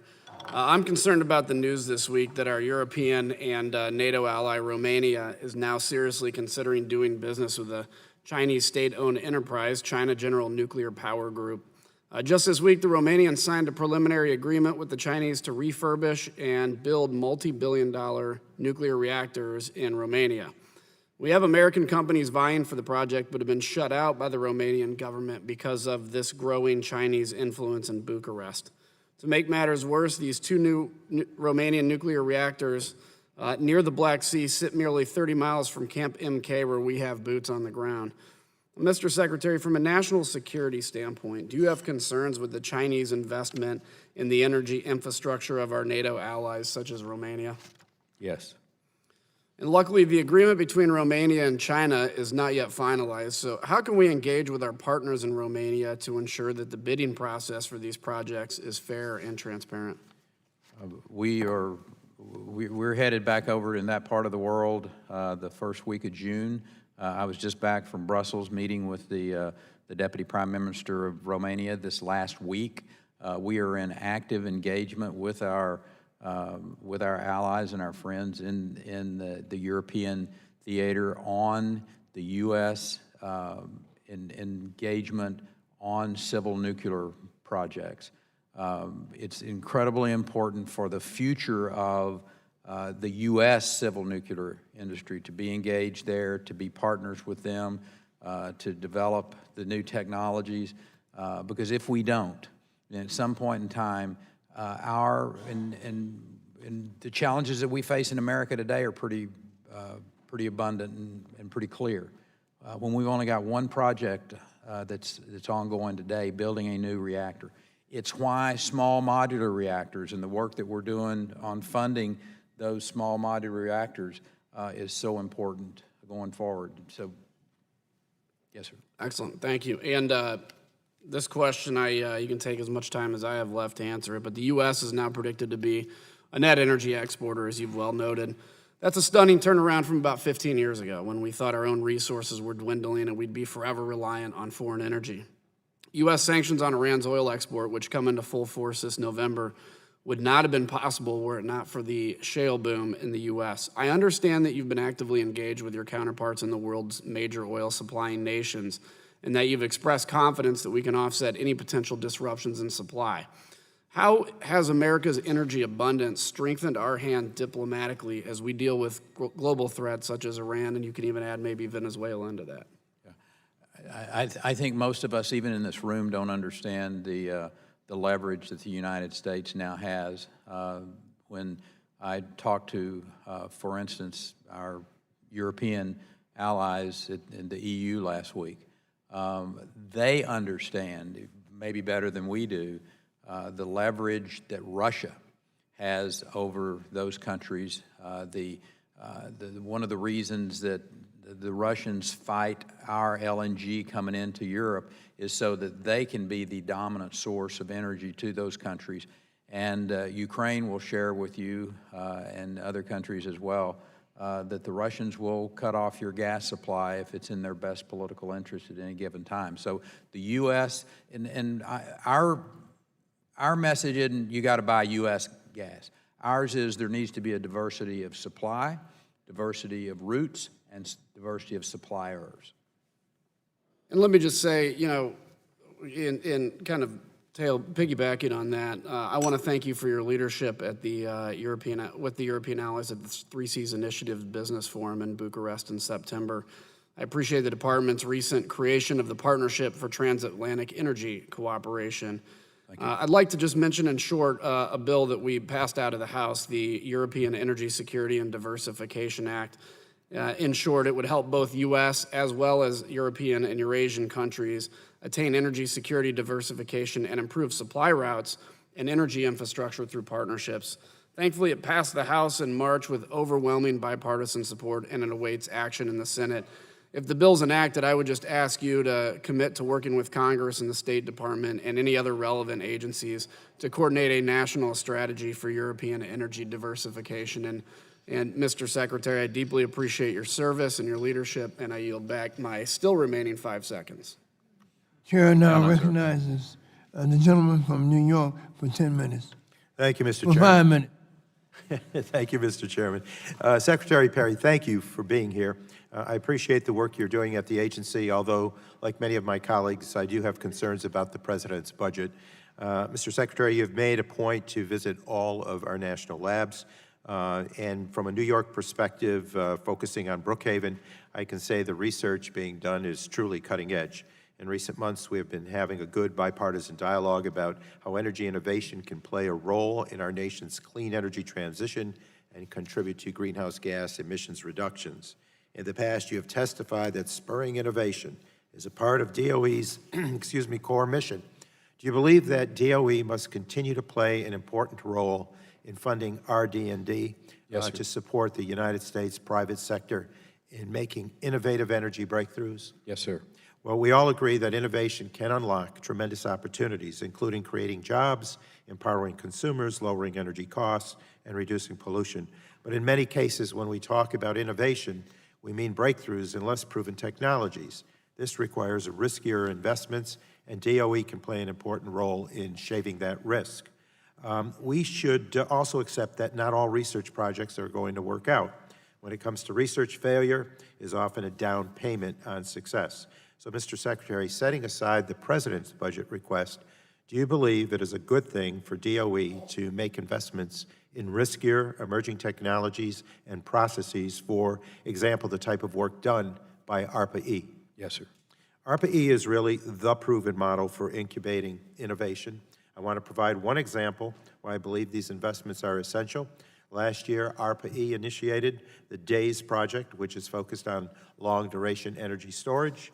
In my mind, technology development and cost reductions in storage, particularly long duration, are absolutely necessary for us to achieve ambitious clean energy goals. So, Mr. Secretary, do you believe ARPA-E has played a constructive role in identifying energy challenges and helping to find solutions and foster innovation? Yes, sir. There have been programs that ARPA-E funded that certainly made progress in that direction. Thank you. Not all of them. Thank you. We have other big challenges just around the corner: low emissions industrial products, cleaner fuels for aviation and shipping, battery recycling and disposal, direct air capture technology development. DOE needs to lead the efforts in these areas, and I would be eager to work with the department and other members on these issues. Now, I understand, I heard your exchange with some colleagues about solar technology and the like. But I also want to focus on the role DOE can play in reducing costs to encourage deployment of existing technologies. For example, DOE has identified inconsistent permitting requirements and processes as a significant cost of residential energy installations. The patchwork of permitting requirements across thousands of local jurisdictions causes unnecessary delays and adds administrative costs. This not only increases energy prices for consumers, but also stifles homeowner and business investment in these technologies, such as rooftop solar. Other countries like Germany and Australia have sought ways to streamline permitting. The The average cost of a residential solar installation, for example, in Australia, is less than half the cost in the United States. So, Mr. Secretary, DOE and NREL have worked on reducing these permitting costs. Do you believe DOE or another federal entity can continue to play a role in helping to streamline the permitting process itself for residential energy systems? Yes, sir. Can you give us any examples of how they might be able to work with us, Well, the agency itself or others? Yep. And certainly I think you all have a role to play in that as well, from the standpoint of analyzing where there may be some duplication of effort, where there's some places that we can cut back on the regulatory side without there being a cost. Do cost benefit analysis of the rules and regulations that Congress puts into place. I think having been a member of a legislature and having been a chief executive in a state, I can assure you that there's probably a legitimate conversation that can be had about federal regulations and how those could be streamlined. The president is focused on that. He's given all of us in his cabinet a clear directive to look at the regulations that you have, where you can reduce a regulation and obviously not affect the public safety or the reason that was put there. If it was a good reason, leave them alone. But if not, reduce them. So I think there's some great opportunities that us continue to make progress on. We look forward to working with you and NREL and get the president to believe in climate change. The chair now recognizes the gentleman from Ohio, Mr. Johnson, for 5 minutes. Thank you, Mr. Chairman and Mr. Secretary. It's good to see you here today. Several topics to talk with you about. You and I have discussed the emergence of NGL opportunities within the eastern and southeastern Ohio region, a region of the country that has become known as the Shale Crescent. Your department and others have put out studies showcasing the economic advantages of investing in this region, where companies can build directly on top of the NGL feedstock, which can result in an increase of steady, reliable jobs. Factors like market proximity also make this region an extremely compelling economic opportunity, as roughly 70% of North American polyethylene and 77% of North American polypropylene demand is within a day's drive of this region, my district. These two factors, among others, greatly lowers the production cost of ethane and polyethylene. So my question to you is, what else can Congress or DOE do to ensure these opportunities are fully realized? I mean, is there a need to increase our focus on workforce development or ensure smart regulations are in place to encourage the safe development of these opportunities? What else should we be thinking about or looking at? Yeah, certainly that's two of the areas that we should be focused on. But the key here is to put a plan together. There's 4 states in particular, your home state, West Virginia, Pennsylvania, and Kentucky, that have extraordinary opportunity to both deliver products to this country that are very important, and the value-added side of that comes with that, the jobs that get created using the feedstock that you're actually sitting on top of. So this is not one of those where the government needs to go, here's X numbers of hundreds of millions of dollars. This is one of those where we need to tell those companies, look, government's going to get out of your way. And I'm confident that those 4 states also have that goal as well. So you're not at loggerheads with the states in this case. We talked about some challenges with states relative to pipeline transferring across their states. But this one is, we don't have that that type of. We're going to be sending Mark Menzies, who's our undersecretary, in the coming weeks to meet with the states on these. So I think what those states need to hear is that the federal government is going to be a very good partner. We're going to be not in their way. We're going to remove any hurdles that are there. So we've obviously met with the folks in West Virginia already. We will come and work with Ohio and Pennsylvania and Kentucky as well. I don't think there's a more important project in the U.S. than to see that development of a petrochemical, a duplicative petrochemical industry, because the state of Texas could have a hurricane that could have massive impact on that, not only that region, but also that industry. We certainly agree on that, Mr. Secretary. We've seen studies that indicate that as much as 45% of our nation's natural gas needs will be produced by that Shell Crescent region by 2040. I mean, there are a lot of energy resources there. Shifting gears just real quick, you and I have also talked about, and your budget funds a demonstration project that can help ensure we have a domestic enrichment capability for our emerging HALEU needs, as well as a domestic enrichment capability to help meet our national security needs. You and Representative Kinzinger talked about that a few minutes ago. As you know, Piketon, Ohio has a long tradition of helping the U.S. meet its national security needs by working on these domestic enrichment capabilities. Can you discuss briefly the importance of this project and your budget requests? Yes, sir. To have a stable, growing small modular reactor industry, advanced reactors, we're going to have a high-assay, low-enriched uranium source. Obviously, at Piketon, there is a project there that's working on that. I think the DOE is funding some of that effort there. Every advanced reactor under development is going to require this. So having that access to that HALEU is very important. So the department intends to contract with Centrus. It's in Piketon. So, thank you, Mr. Secretary. The chair now recognizes Mr. Lomstead for 5 minutes. Thank you, Chairman Rush, Ranking Member Upton, for holding this important hearing today, and thank you, Mr. Secretary, for being here today. Often when you're here, I note that you and I have something in common, and that is all the wind energy that we produce in our respective states. We're doing more every day, and I thank you for supporting that, both in your state and nationwide. It's very, very important.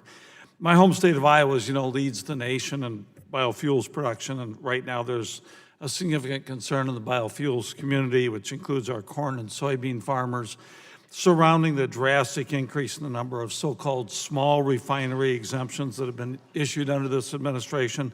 I think we've talked about this briefly before.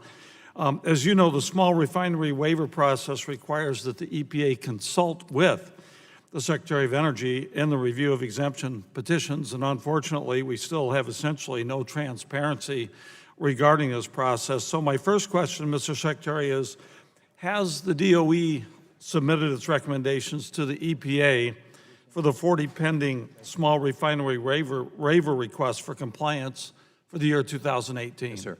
April 26th is the date that we transmitted over to EPA. I think there were 37 petitions. 37? Yes, sir. Okay, thank you. I do appreciate that. Question 2, last month Administrator Wheeler testified that EPA has taken the advice of DOE on all but one waiver application, contradicting press reports. The EPA has disagreed many times in the past with DOE's recommendations. I'm talking about historically. Please confirm how many times EPA's decision to grant a waiver request since 2016 has contradicted DOE's recommendation, if you could. Yep. Let me give you the high level here. Sure. I'll get back with you with a specific number, but you know we give guidance to EPA after analyzing a small refinery's petition to determine if there is a disproportionate economic hardship. Right. So you know I'll get you the specific number of times that we've said yes, and they've said no. And I realize it is supposedly refineries that produce 75,000 barrels, and we have a lot of concerns, obviously, because we think it's much larger refineries have been granted these exemptions in the past as well. And this is a concern, it's a bipartisan concern that a lot of us have, especially in corn and soybean country. But I would like to request you provide us with a list of refiners that have received the waivers from the EPA in cases where DOE recommended a denial, and thank you for providing that information. A number of companies that received waivers are publicly traded, as you know, publicly traded firms that report on the waivers they've received in their SEC filings. Since the information from these companies is disclosed, at least to the SEC, why does the DOE need to treat similar information as confidential business information? Clearly, it's not. Yeah. Can you answer that question? Let me get back with you on that. Okay. All right. That'd be great if you would. I'd really appreciate it. Fourth question. On April 12th, EPA released a request for comment on a proposal to make some information regarding small refinery waivers available to the public. Some information. However, it appears that EPA has walked back this proposal under pressure from the White House and the oil industry. And Mr. Secretary, was DOE consulted in the development of this proposal and in the decision to walk back this attempt to provide even a basic level of transparency? Yeah, I'm going to share with you that that's an EPA question. That's that one really is not in my purview. But we'd like you to clarify, if you would, whether DOE was consulted on that, and if you need to look into that further, that's fine. What I will tell you is that we get asked about the issue of seeing if there is a substantial hardship that these waivers would. That's our role here. I'm not sure we get into the area that you've just mentioned, sir. Well, we're just trying to track down, obviously, and provide as much transparency as possible Absolutely. for what happens with these small refinery exemptions. And I know DOE does have a role to play in all of this. So the transparency issue, will continue to follow up with you on that. Just final comments I'd like to make. Mr. Chairman, the prolific number of small refinery exemptions issued has undermined the renewable fuel standards, caused significant demand destruction across the biofuel industries, and has hurt our farmers. The EPA under this administration has not denied a single waiver request, and the number of refineries applying to be exempted from their obligation continues to increase each year, despite falling RIN prices. It's very frustrating. Obviously, I'm going to continue to pursue this relationship that you folks have with the EPA on this issue, and I thank you for your testimony. And I yield back, Mr. Chair. The chair now recognizes Mr. Bouchon for 5 minutes, and the chair will ask the members if you could. We've got about 7, 8 members now. If you could quickly get to your questions. You don't have to use your entire 5 minutes. Thank you, Mr. Chairman. I'm an all of the above energy supporter, and Secretary Perry, thank you for being here. As you know, solar power, electricity is growing at a rapid pace. According to the Solar Energy Industries Association, solar has ranked first or second in new electric capacity additions in each of the last 6 years, after reaching 1 million solar panel installations in 2016. 2 million installations are projected to hit in early 2019 and 4 million by 2023. In Evansville, Indiana, we have two 2-megawatt universal solar projects and an additional 50-megawatt facility scheduled to be in operation by 2020. My point being, there are a lot of solar panels operating in the field today. I understand with the normal life expectancy between 20 and 30 years for these solar panels, it may not be on the forefront of many people's mind, but I worry about how we will properly recycle and or dispose of solar panels at the end of their life cycle. Solar panels, as you probably know, harbor several toxic chemicals, including cadmium compounds, silicone tetrachloride, and lead, which if not disposed of or recycled properly can be harmful to the environment and extremely wasteful. As of right now, most solar panels in the United States at the end of their life cycle are landfilled unless specified by state law. Secretary Perry, is the DOE aware of any recycling procedures or guidelines in place today by either the manufacturers or the end users for when these panels reach the end of their life cycle? I am not aware of any at this particular point in time, and I think there's obviously some additional research that's going to be required to understand just how these systems are being handled, not only by the owners, but by the waste management operations that they're going to end up in, you know, whether it's, or however they're going to be. I think there's good points you make, sir, and I think the national labs and the private sector, and probably in conjunction with some states as well that have a preponderance of these, finding some public-private partnerships to work together and come up with some solutions. Because my understanding, the Europeans in Europe do have a process that is included in the manufacturing process that also, relates to end of the life cycle disposal of those. And right now, I'm working on draft legislation that would ask the Department of Energy, in consultation with EPA, to conduct a study on the environmental impact and analysis of the disposal procedures in place for solar panels at the end of their full cycle. And is that something that you think the DOE might be supportive of? Yes, sir. Because I thank you very much. I do think that it is important when we look at any source of energy, we look at the entire life cycle of that product. Again, I support an all of the above energy approach, but in this particular area, this is just one example, I think, where we're not looking at the entire life cycle and the overall not only economic but environmental impact of a way that we generate energy. With that, Mr. Chairman, I yield back.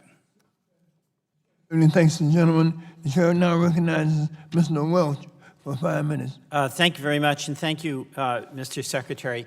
I want to ask you about energy efficiency. I want to ask you about some impounded money that would help on energy efficiency.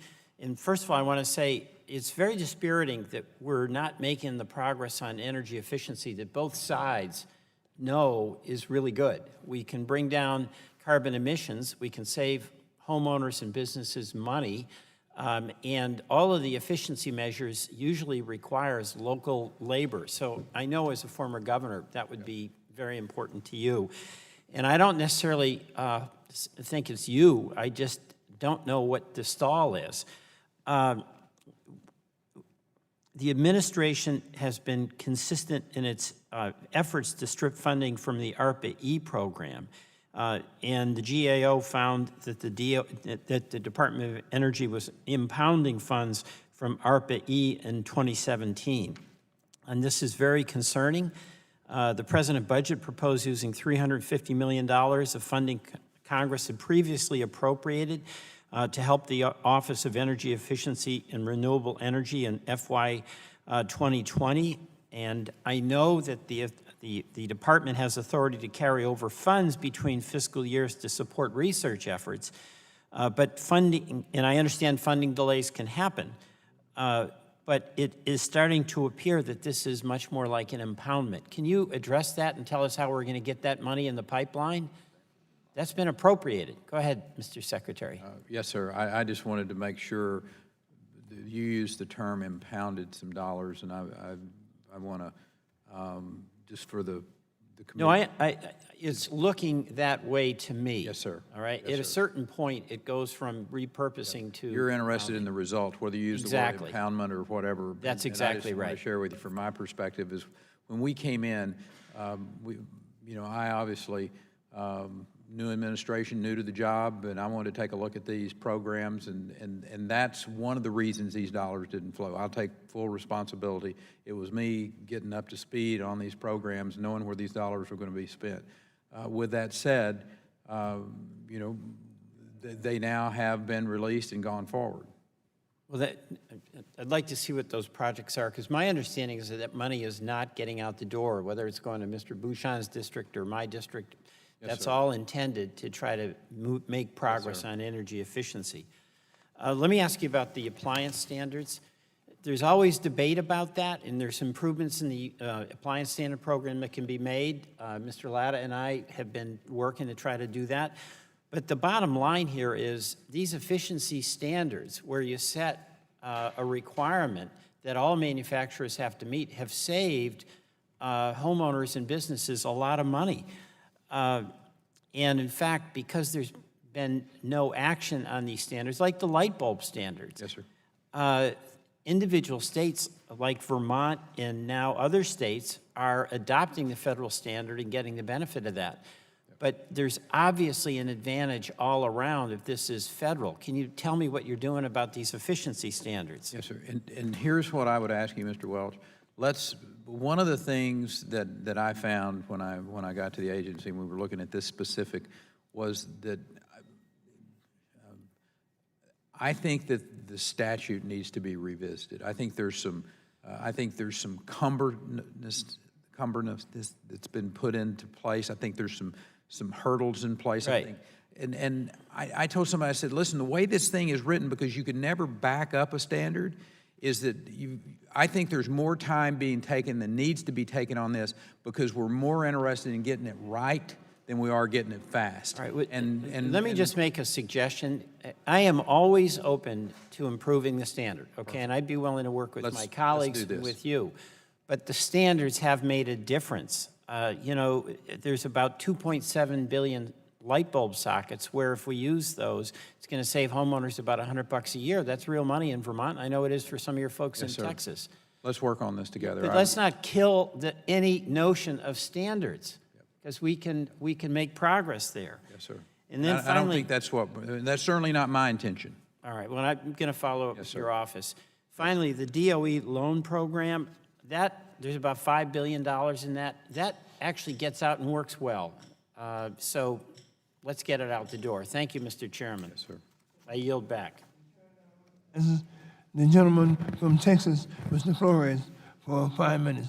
Thank you, Chairman Rush and Leader Upton, for hosting today's meeting. Howdy, Secretary Perry. It's great to have you in front of the committee again. And it's also great to have a fellow Texan leading the Department of Energy, a state that has done more than any other to reduce emissions, at the same time becoming a leader in energy production for this country. That has done two things. It's made the U.S. A net energy exporter over time, and also we are part of the overall emissions reduction in the United States, which leads the world in emissions reduction among industrialized countries. So three quick things. The first one has to do with nuclear energy. You talked about the impact of small modular reactors, microreactors, and advanced nuclear reactors when it comes to helping to decarbonize the environment. As you said also, one of the essential elements of that is to have a new fuel, high assay, low enriched uranium, to do that. Can you expand on the importance of HALEU to be able to put these reactors into service, and also the impact it has on decarbonizing the environment? Sure, Mr. Flores, I think it's really important that we recognize that the project that we're working on in Piketon on the HALEU is the only domestically owned source of HALEU. So that's one of our reasons to be focused on that. But these small modular reactors, we truly believe that is the answer to being able to have a reasonably priced, sustainable civil nuclear program in the United States. Right. So having that fuel available by a domestically owned company is very important. I mean, without the fuel, then you're wasting your time with all of the other work that you're doing. So your question about SMRs, they're linked together. You can't have one without the other. The SMR programs are going to go forward. I've got a lot of faith in, that America will lead the world in nuclear power. And when we do that, we'll be able to sell this innovation to the rest of the world and be able to get old, inefficient, greenhouse, massive producing power supplies out of the world's fleet out there, and doing our part to, not just for the United States, but for the entire world from the standpoint of emissions reduction. Mr. McNerney and I introduced legislation in the House that actually passed the House unanimously last year to help create that structure for HALEU, and I'm hoping that we can do that again and also get it to the Senate, get to the President's desk. Your department provided good advice to us in terms of the structure of that legislation, so we hope to get that back on the table before too long. I'd like to talk about another issue to expand on what Mr. Bouchon was talking about in terms of the environmental impact of silicon-based photo PV panels. That is a concern in terms of the environmental impact at the end of their lives. You don't have to respond to this, just a question. People seem to think that lithium batteries are the way to go when it comes to trying to make intermittent sources of electricity to make them part of a baseload power supply. Lithium has a variety of environmental issues that are part of it, as a part of the end-of-life problems when batteries are disposed of. And so I'd ask your department, if you would, to be looking at this in the future. I mean, it's going to be more of an EPA issue, but the DOE is obviously going to have a seat at the table. So keep that in mind in your future EPA plans. probably has the back end of it. The front end of it is come up with innovative ideas and new compounds so that the EPA didn't have a problem. Yeah, that's a good idea. I like that. So I yield back the balance of my time. Thank you, Mr. Chair, thanks, gentlemen. The chair now recognizes Mr. Schrader for 5 minutes. Thank you very much, Mr. Chairman, and thank you for being here, Mr. Secretary. I apologize, I was in another meeting, so dashing up and down. I'd like to take a little bit of time discussing my favorite topic, the power marketing administrations, and specifically the 2020 budget proposal. Page 8 of your testimony, you state the budget proposes a sale of the transmission assets of Western Area Power Administration, Bonneville Power Administration, the Southwest Power Administration, to reform the laws how the PMAs establish power rates, to require the consideration, excuse me, of market-based incentives, including whether rates are just and reasonable. This is exactly the same testimony that we had in the 2019 budget. And I think last year, when you came before the committee, we chatted about this a bit, and at the time you said, I'm reminded of a Kenny Rogers song when he talked about you need to know when to hold them, when to fold them. Congress has been very clear about the issue. I'll be more than happy to carry the message back. So obvious question, Mr. Secretary, is were you able to follow up, take that message back, and was it just not received? I can't answer whether it was received or not. It was given. All right, well, I appreciate that, and I'm going to give you a little more ammunition. But I'll go on the record one more time in saying that I suspect that the outcome is going to be the same this time as it was in 2018, 2017. Congress does have the ability to dispose of what the taxpayers' use of our dollars. I know how to salute, sir. Well, let me help you a little bit here. 9 members of this committee, including my fellow Northwest colleagues, Ms. McMorris-Rogers, Ranking Member Walden, have asked our colleagues in the administration to please reject this misguided proposal. As a member of the Northwest, I remain concerned about the administration's continued insistence on this. It seems ill-advised for several reasons. It's a nonprofit federal wholesale utility and power marketer, receives no congressional appropriations, doesn't cost the taxpayer, must recover its costs with revenues it earns from selling wholesale power and transmission services. BPA provides approximately half the electricity used in the Pacific Northwest, operates 3/4 of our high-voltage transmission grid. Selling these assets would just fragment the grid, cause national security issues. Requiring BPA to sell at market rates would essentially be the death knell of BPA. The whole goal here is to have low-cost energy, low-cost opportunity for our municipalities as well as our industry partners. They sell the power at cost. That's an advantage economically to individuals and to businesses in the Pacific Northwest. We've had some problems. Natural gas certainly is competitive, putting pressure on BPA, Bonneville Power Administration. And we also have increased costs with mandated spill to take care of the fish and wildlife mitigation out there. Fully 1/3 of our electric bill goes for fish mitigation. Without BPA, the federal government would be having to pick up those costs. And frankly, at this point in time, it's really exciting. Bonneville Power Administration has entered into this historic agreement with fish groups, industry groups, municipalities to share the Columbia River in a way that allows for increased marketing opportunities to our neighbors to the south that require a lot of energy during different times of the day, during different times of the year, and yet allow fish passage that heretofore has been a problem with the dams in the river. So it's a historic opportunity to get us out of the courts and into the power generation business and into the fish passage business where all boats rise at the same level. So I just ask you to do the easiest thing in the world. Just leave us alone, at the end of the day, sir. So, and with that, I yield back, Mr. Chair. Mr. Schrader, could I just share with you one thing? We just left Oak Ridge, and I'd like to bring to your office and show you some technology there on new turbines for hydro that they're working on at our national labs in conjunction with the private sector. So I'd like to bring those to you. So, excellent. Chair now recognizes the gentleman from Michigan, Mr. Wahlberg, for 5 minutes. Thank you, Mr. Chairman, and thank you, Secretary, for being here. and appreciate your work. Appreciate very much the increased dollars that have been put in for CSER.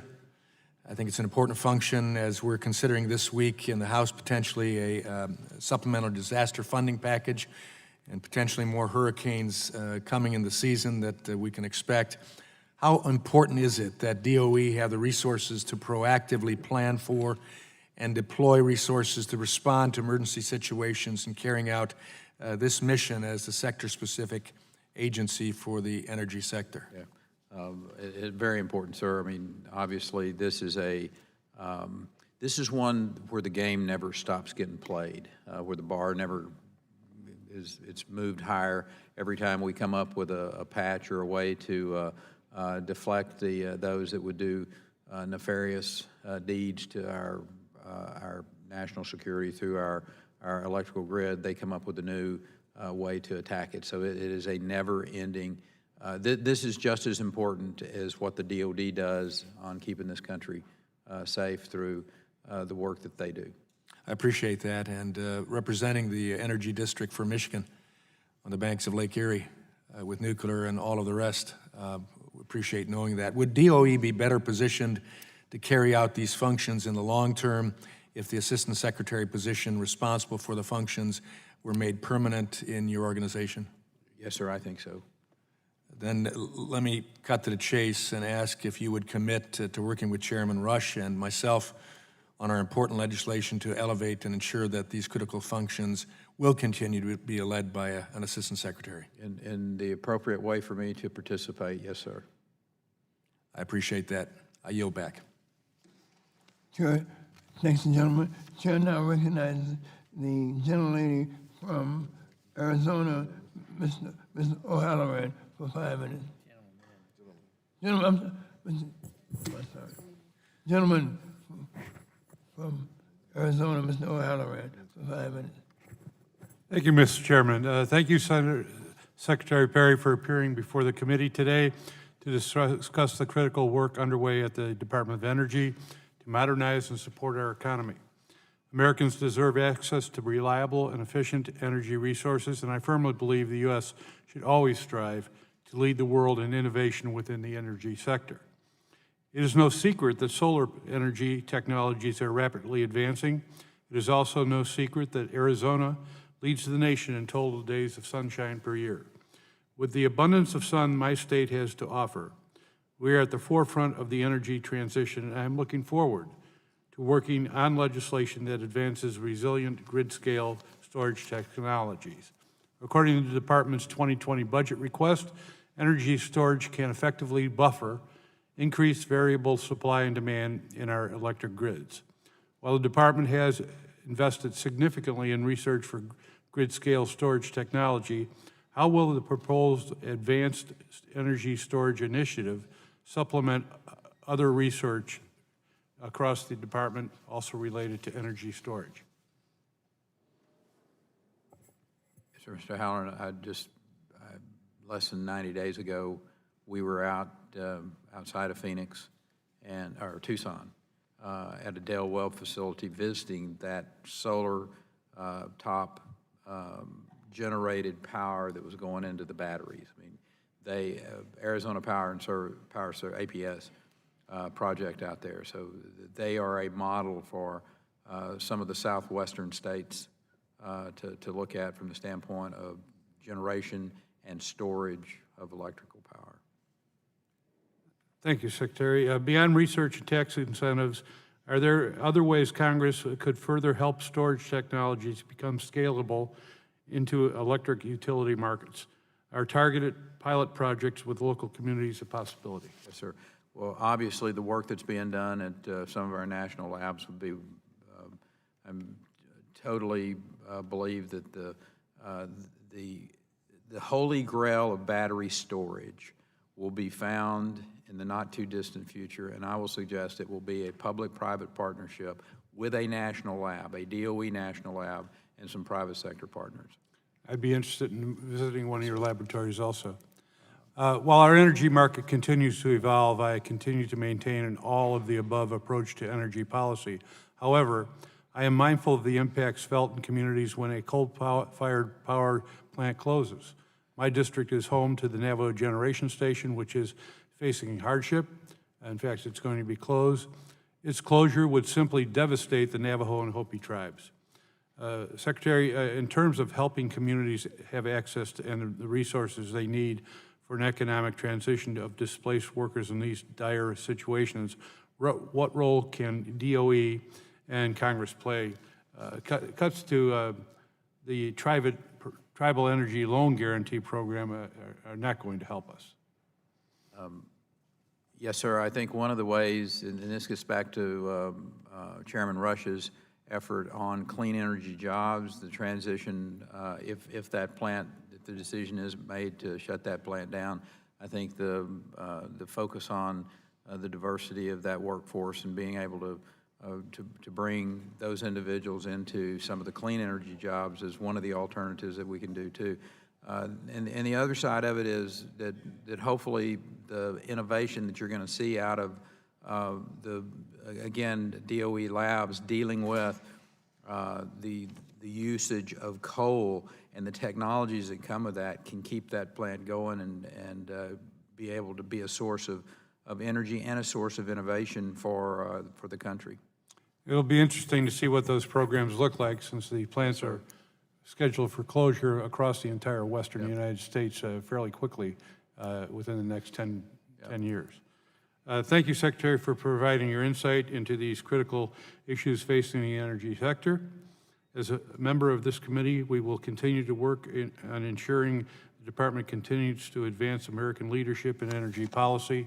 And I look forward to trying to understand the entire department's focus on renewables and the ability to address the considerable impact climate change has in our society. And thank you, Secretary. Thank you, sir. Mr. Secretary, I know you have a hard stop. I know you have a hard stop. It's supposed to be at 12:30. We have 3 more members. Can you indulge us if they will be brief? Can you indulge us? And I'll be brief too, sir. All right. Promise. Chair now recognizes Mr. Duffman. Thank you. Thank you, Secretary Perry, for being here, and thank you for taking some extra time. I know you had a hard break. Back in March of this year, President Trump released an executive order on coordinating national resilience to electromagnetic pulses. A key component of the President's strategy is enhancing grid resiliency and hardening, which you mentioned in your testimony, and I couldn't agree more. Securing our nation's electrical grid infrastructure is vital to our nation. But down in Charleston, South Carolina, Clemson University, go Tigers, and private partners like Duke Energy have established the eGrid facility. It's providing a platform for innovating and validating and testing multi-megawatt electric grid components in real grid conditions without the risk to the wider grid. This capability is needed to facilitate rapid introduction of new technologies in our grid system. There's no other facility in the country with the capabilities of the Clemson Duke Energy eGrid, and the project is way ahead of anyone else in the nation.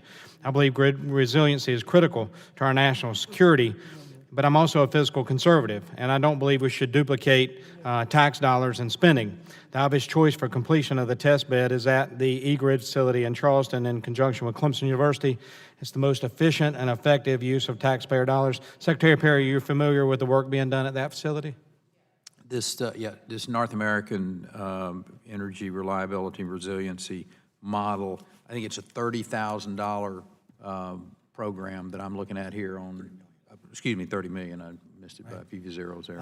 Have you visited that facility? No, sir, but I know it's Clemson University, and I know the Texas A&M, but I want to invite you to come. Texas A&M is playing Clemson this fall, so that seems like that might be a good time for me to come visit. What do you think, sir? I look forward to hosting you in South Carolina and hopefully down in Charleston for that. Been there before. I hope the outcome is different than it was the last time we were there. Right. I'm speaking from a Texas A&M perspective, of course, sir.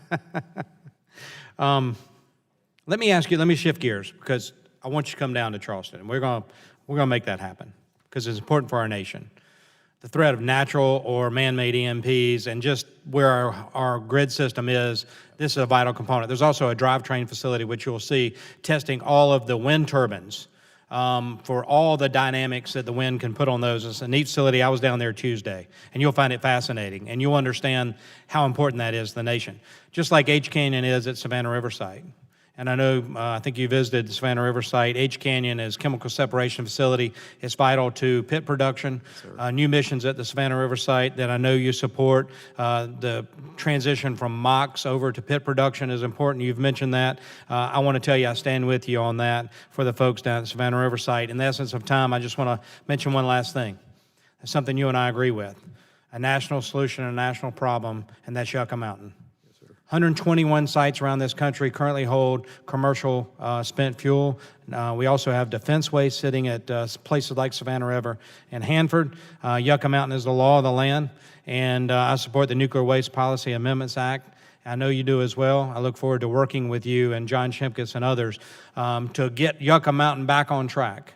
And I want to give you an opportunity to comment on either Yucca Mountain or anything you'd like to for this last couple of seconds. Yes, sir. We spent $8 billion on Yucca Mountain. We spend $2 million a day keeping it right here. That's the plan right now.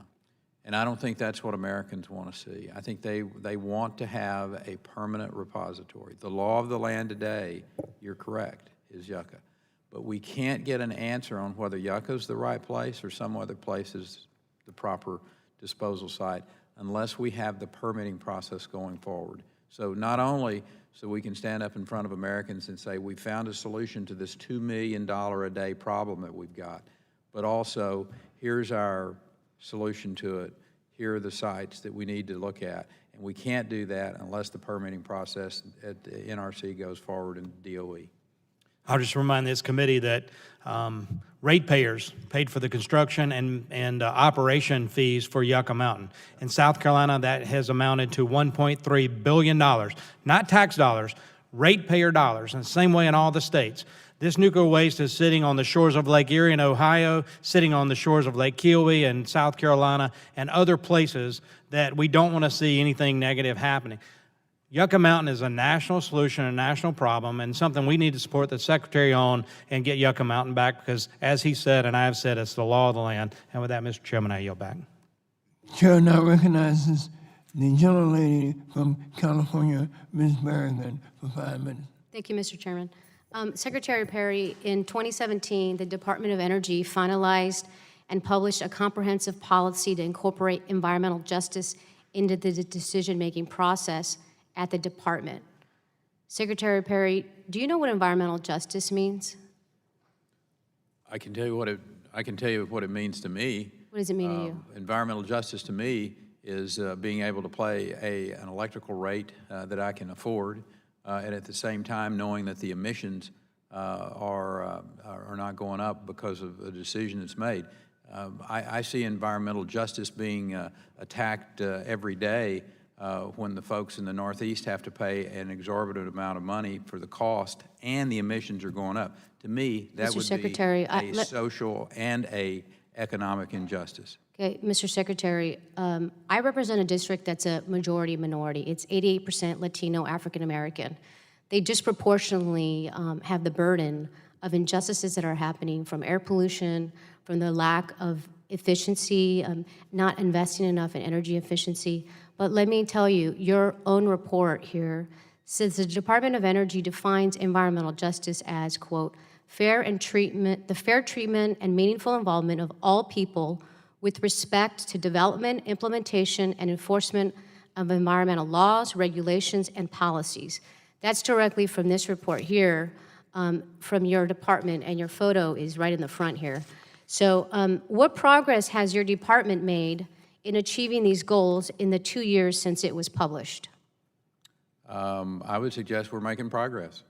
Okay, well, you know, that's not a very specific answer. I would like to know what specific progress you're making. Just to help remind you of the goals here, goal number 1 says to fully implement Executive Order 12898, the federal actions to address environmental justice in minority populations and low-income populations. Goal number 3 says to minimize climate change impacts on vulnerable populations. Many of those populations are just like my district, low income, communities of color. And I would like, if you could, please, to make sure that you follow up with me on what progress your department has made.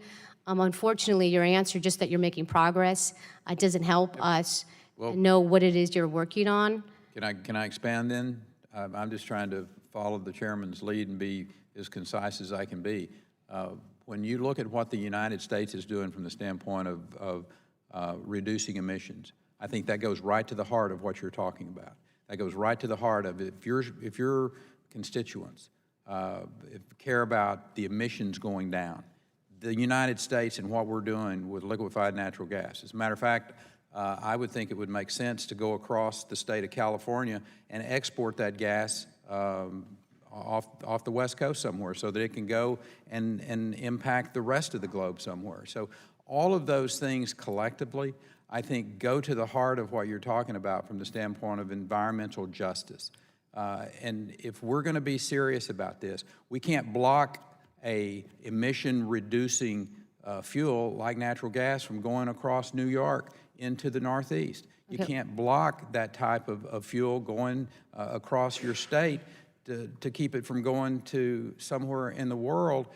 I mean, you can't on one hand talk about environmental justice and then say, oh, but we can't send any of this fuel across our state because, for whatever reason, we don't like that particular Mr. fuel. Secretary, will you commit to giving me in writing something about what you're doing on environmental justice in your department to just supplement what you've said here today? Sure, absolutely. That would be great. I just want to say, look, I know a lot of my colleagues have talked about the cuts to research and development. I'm a firm believer that we need to adequately fund investment in renewable energy programs, because if we don't, it's going to put the U.S. at a geopolitical disadvantage, considering how aggressively some other nations are phasing out fossil fuels. And I think there's a great tie here to environmental justice, and given time, maybe we can have this conversation another time. We'll do it. Thank you, Mr. Secretary. Thank you. Mr. Mayor, the chair now recognizes the gentleman from Virginia, Mr. Griffin. Thank you very much, Mr. Secretary. I know it's been a long day. I apologize that I have not been here for the entire hearing. I've been upstairs working on trying to figure out ways to lower drug prices in another subcommittee, and that's important as well. You're doing great work. We appreciate you. It's when you come to testify, it's usually one of my favorite days, so I really do regret that I have not been able to be here all day.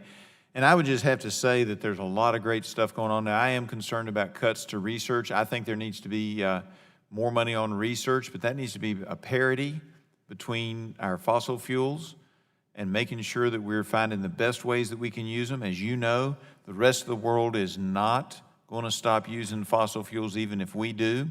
And one of the things that's interesting is a couple of years ago, you all gave a research grant for trying to separate rare earth minerals from coal. Yep. Well, here's what's happened. It's just been really exciting, and I just learned about this in the last couple of weeks, so I've been talking about it everywhere I go. They haven't got that perfected. In fact, Dr. Yoon at Virginia Tech, who I greatly respect, said they weren't ready to go to phase 2 that DOE was working on. They were hoping y'all might go to phase 1.5 on that. But they've licensed that technology to steel mills in India. Why? Because as a part of their research, they're separating things from coal, and they can separate out the dirtier coal from the cleaner coal, the higher carbon coal. And now we've got steel plants in India that are going to use that technology to get a higher grade of coal to burn, to make their steel, which means that they are lowering their carbon footprint because of technology financed in part by the Department of Energy at Virginia Tech and other places. And that's progress. When you say we're making progress, I don't know how you could ever list out everything that you all are doing, because as we work as a nation, both on renewables and on fossil fuels, to make it better, to burn it cleaner, to do more, we are going to find things that benefit the rest of the world as well, and we should be able to export that. I congratulate you on that. Are there any things that you all can do to help us export those technologies as they come up? Because when we're dealing with climate change and we're talking about CO2 in the atmosphere, we're not talking about just the United States or the state of Virginia. By the way, thanks for stealing our coach at Virginia Tech, my district. But that's all right, at Texas A&M in basketball. But good man. But he is a good man. But we can do a lot for the world if we'll export American technology to the rest of the world so they can lower their carbon footprint. Because the Indians are going to burn coal no matter what. The sub-Saharan African nations have plenty of coal. They're going to burn it. What say you? Absolutely. And is there anything that you can do to help us export that technology as we come up with it? It's really interesting, as I was having the discourse previously, and we were talking about our European friends who are getting out of the natural gas, they're getting out of the coal, they're going to all renewables, et cetera. And, you know, they criticize us for leaving the Paris Accord, yet what I tell them is, I said, when you all have the reductions in emissions that the United States have, then you can lecture me about getting out of the Paris Accord. But until you do that, please don't. And then when you close the door, they say, and by the way, how can we buy some of that LNG? So, I mean, they get it, that it's the United States' ability to deliver liquefied natural gas. It's our ability to deliver technology like you're talking about to help lower emissions around the world. That, I will suggest, is the absolute definition of environmental justice. And you're absolutely right. And as a part of that, we also keep rates low. I thank you very much, and I yield back. Mr. Secretary, for your participation in today's hearing. And we will now, Mr. Secretary, I know you have to leave. You really was gracious with your time. And thank you so very much for your participation. Thank you, Mr. Thank Chairman. you. Now, the chair want to remind members that pursuant to committee rules, they have 10 business days to submit additional questions for the record to be answered by the witness who have appeared, and I ask Mr. Secretary if you will respond promptly to any such questions that you may receive. The chair has a unanimous consent request to enter into the record the following submissions. A study from the Brookings Institute entitled Advancing Inclusion Through Clean Energy Jobs, a report by the Solar Energy Industry Association entitled Diversity Best Practices Guide for the Solar Industry, and an article from the Alliance to Save Energy entitled Growth in Energy Efficiency Demands Investment in Highly Skilled Workforce. Here are no objections, so ordered. Thank you, Mr. Secretary. And the committee now, subcommittee now stands adjourned.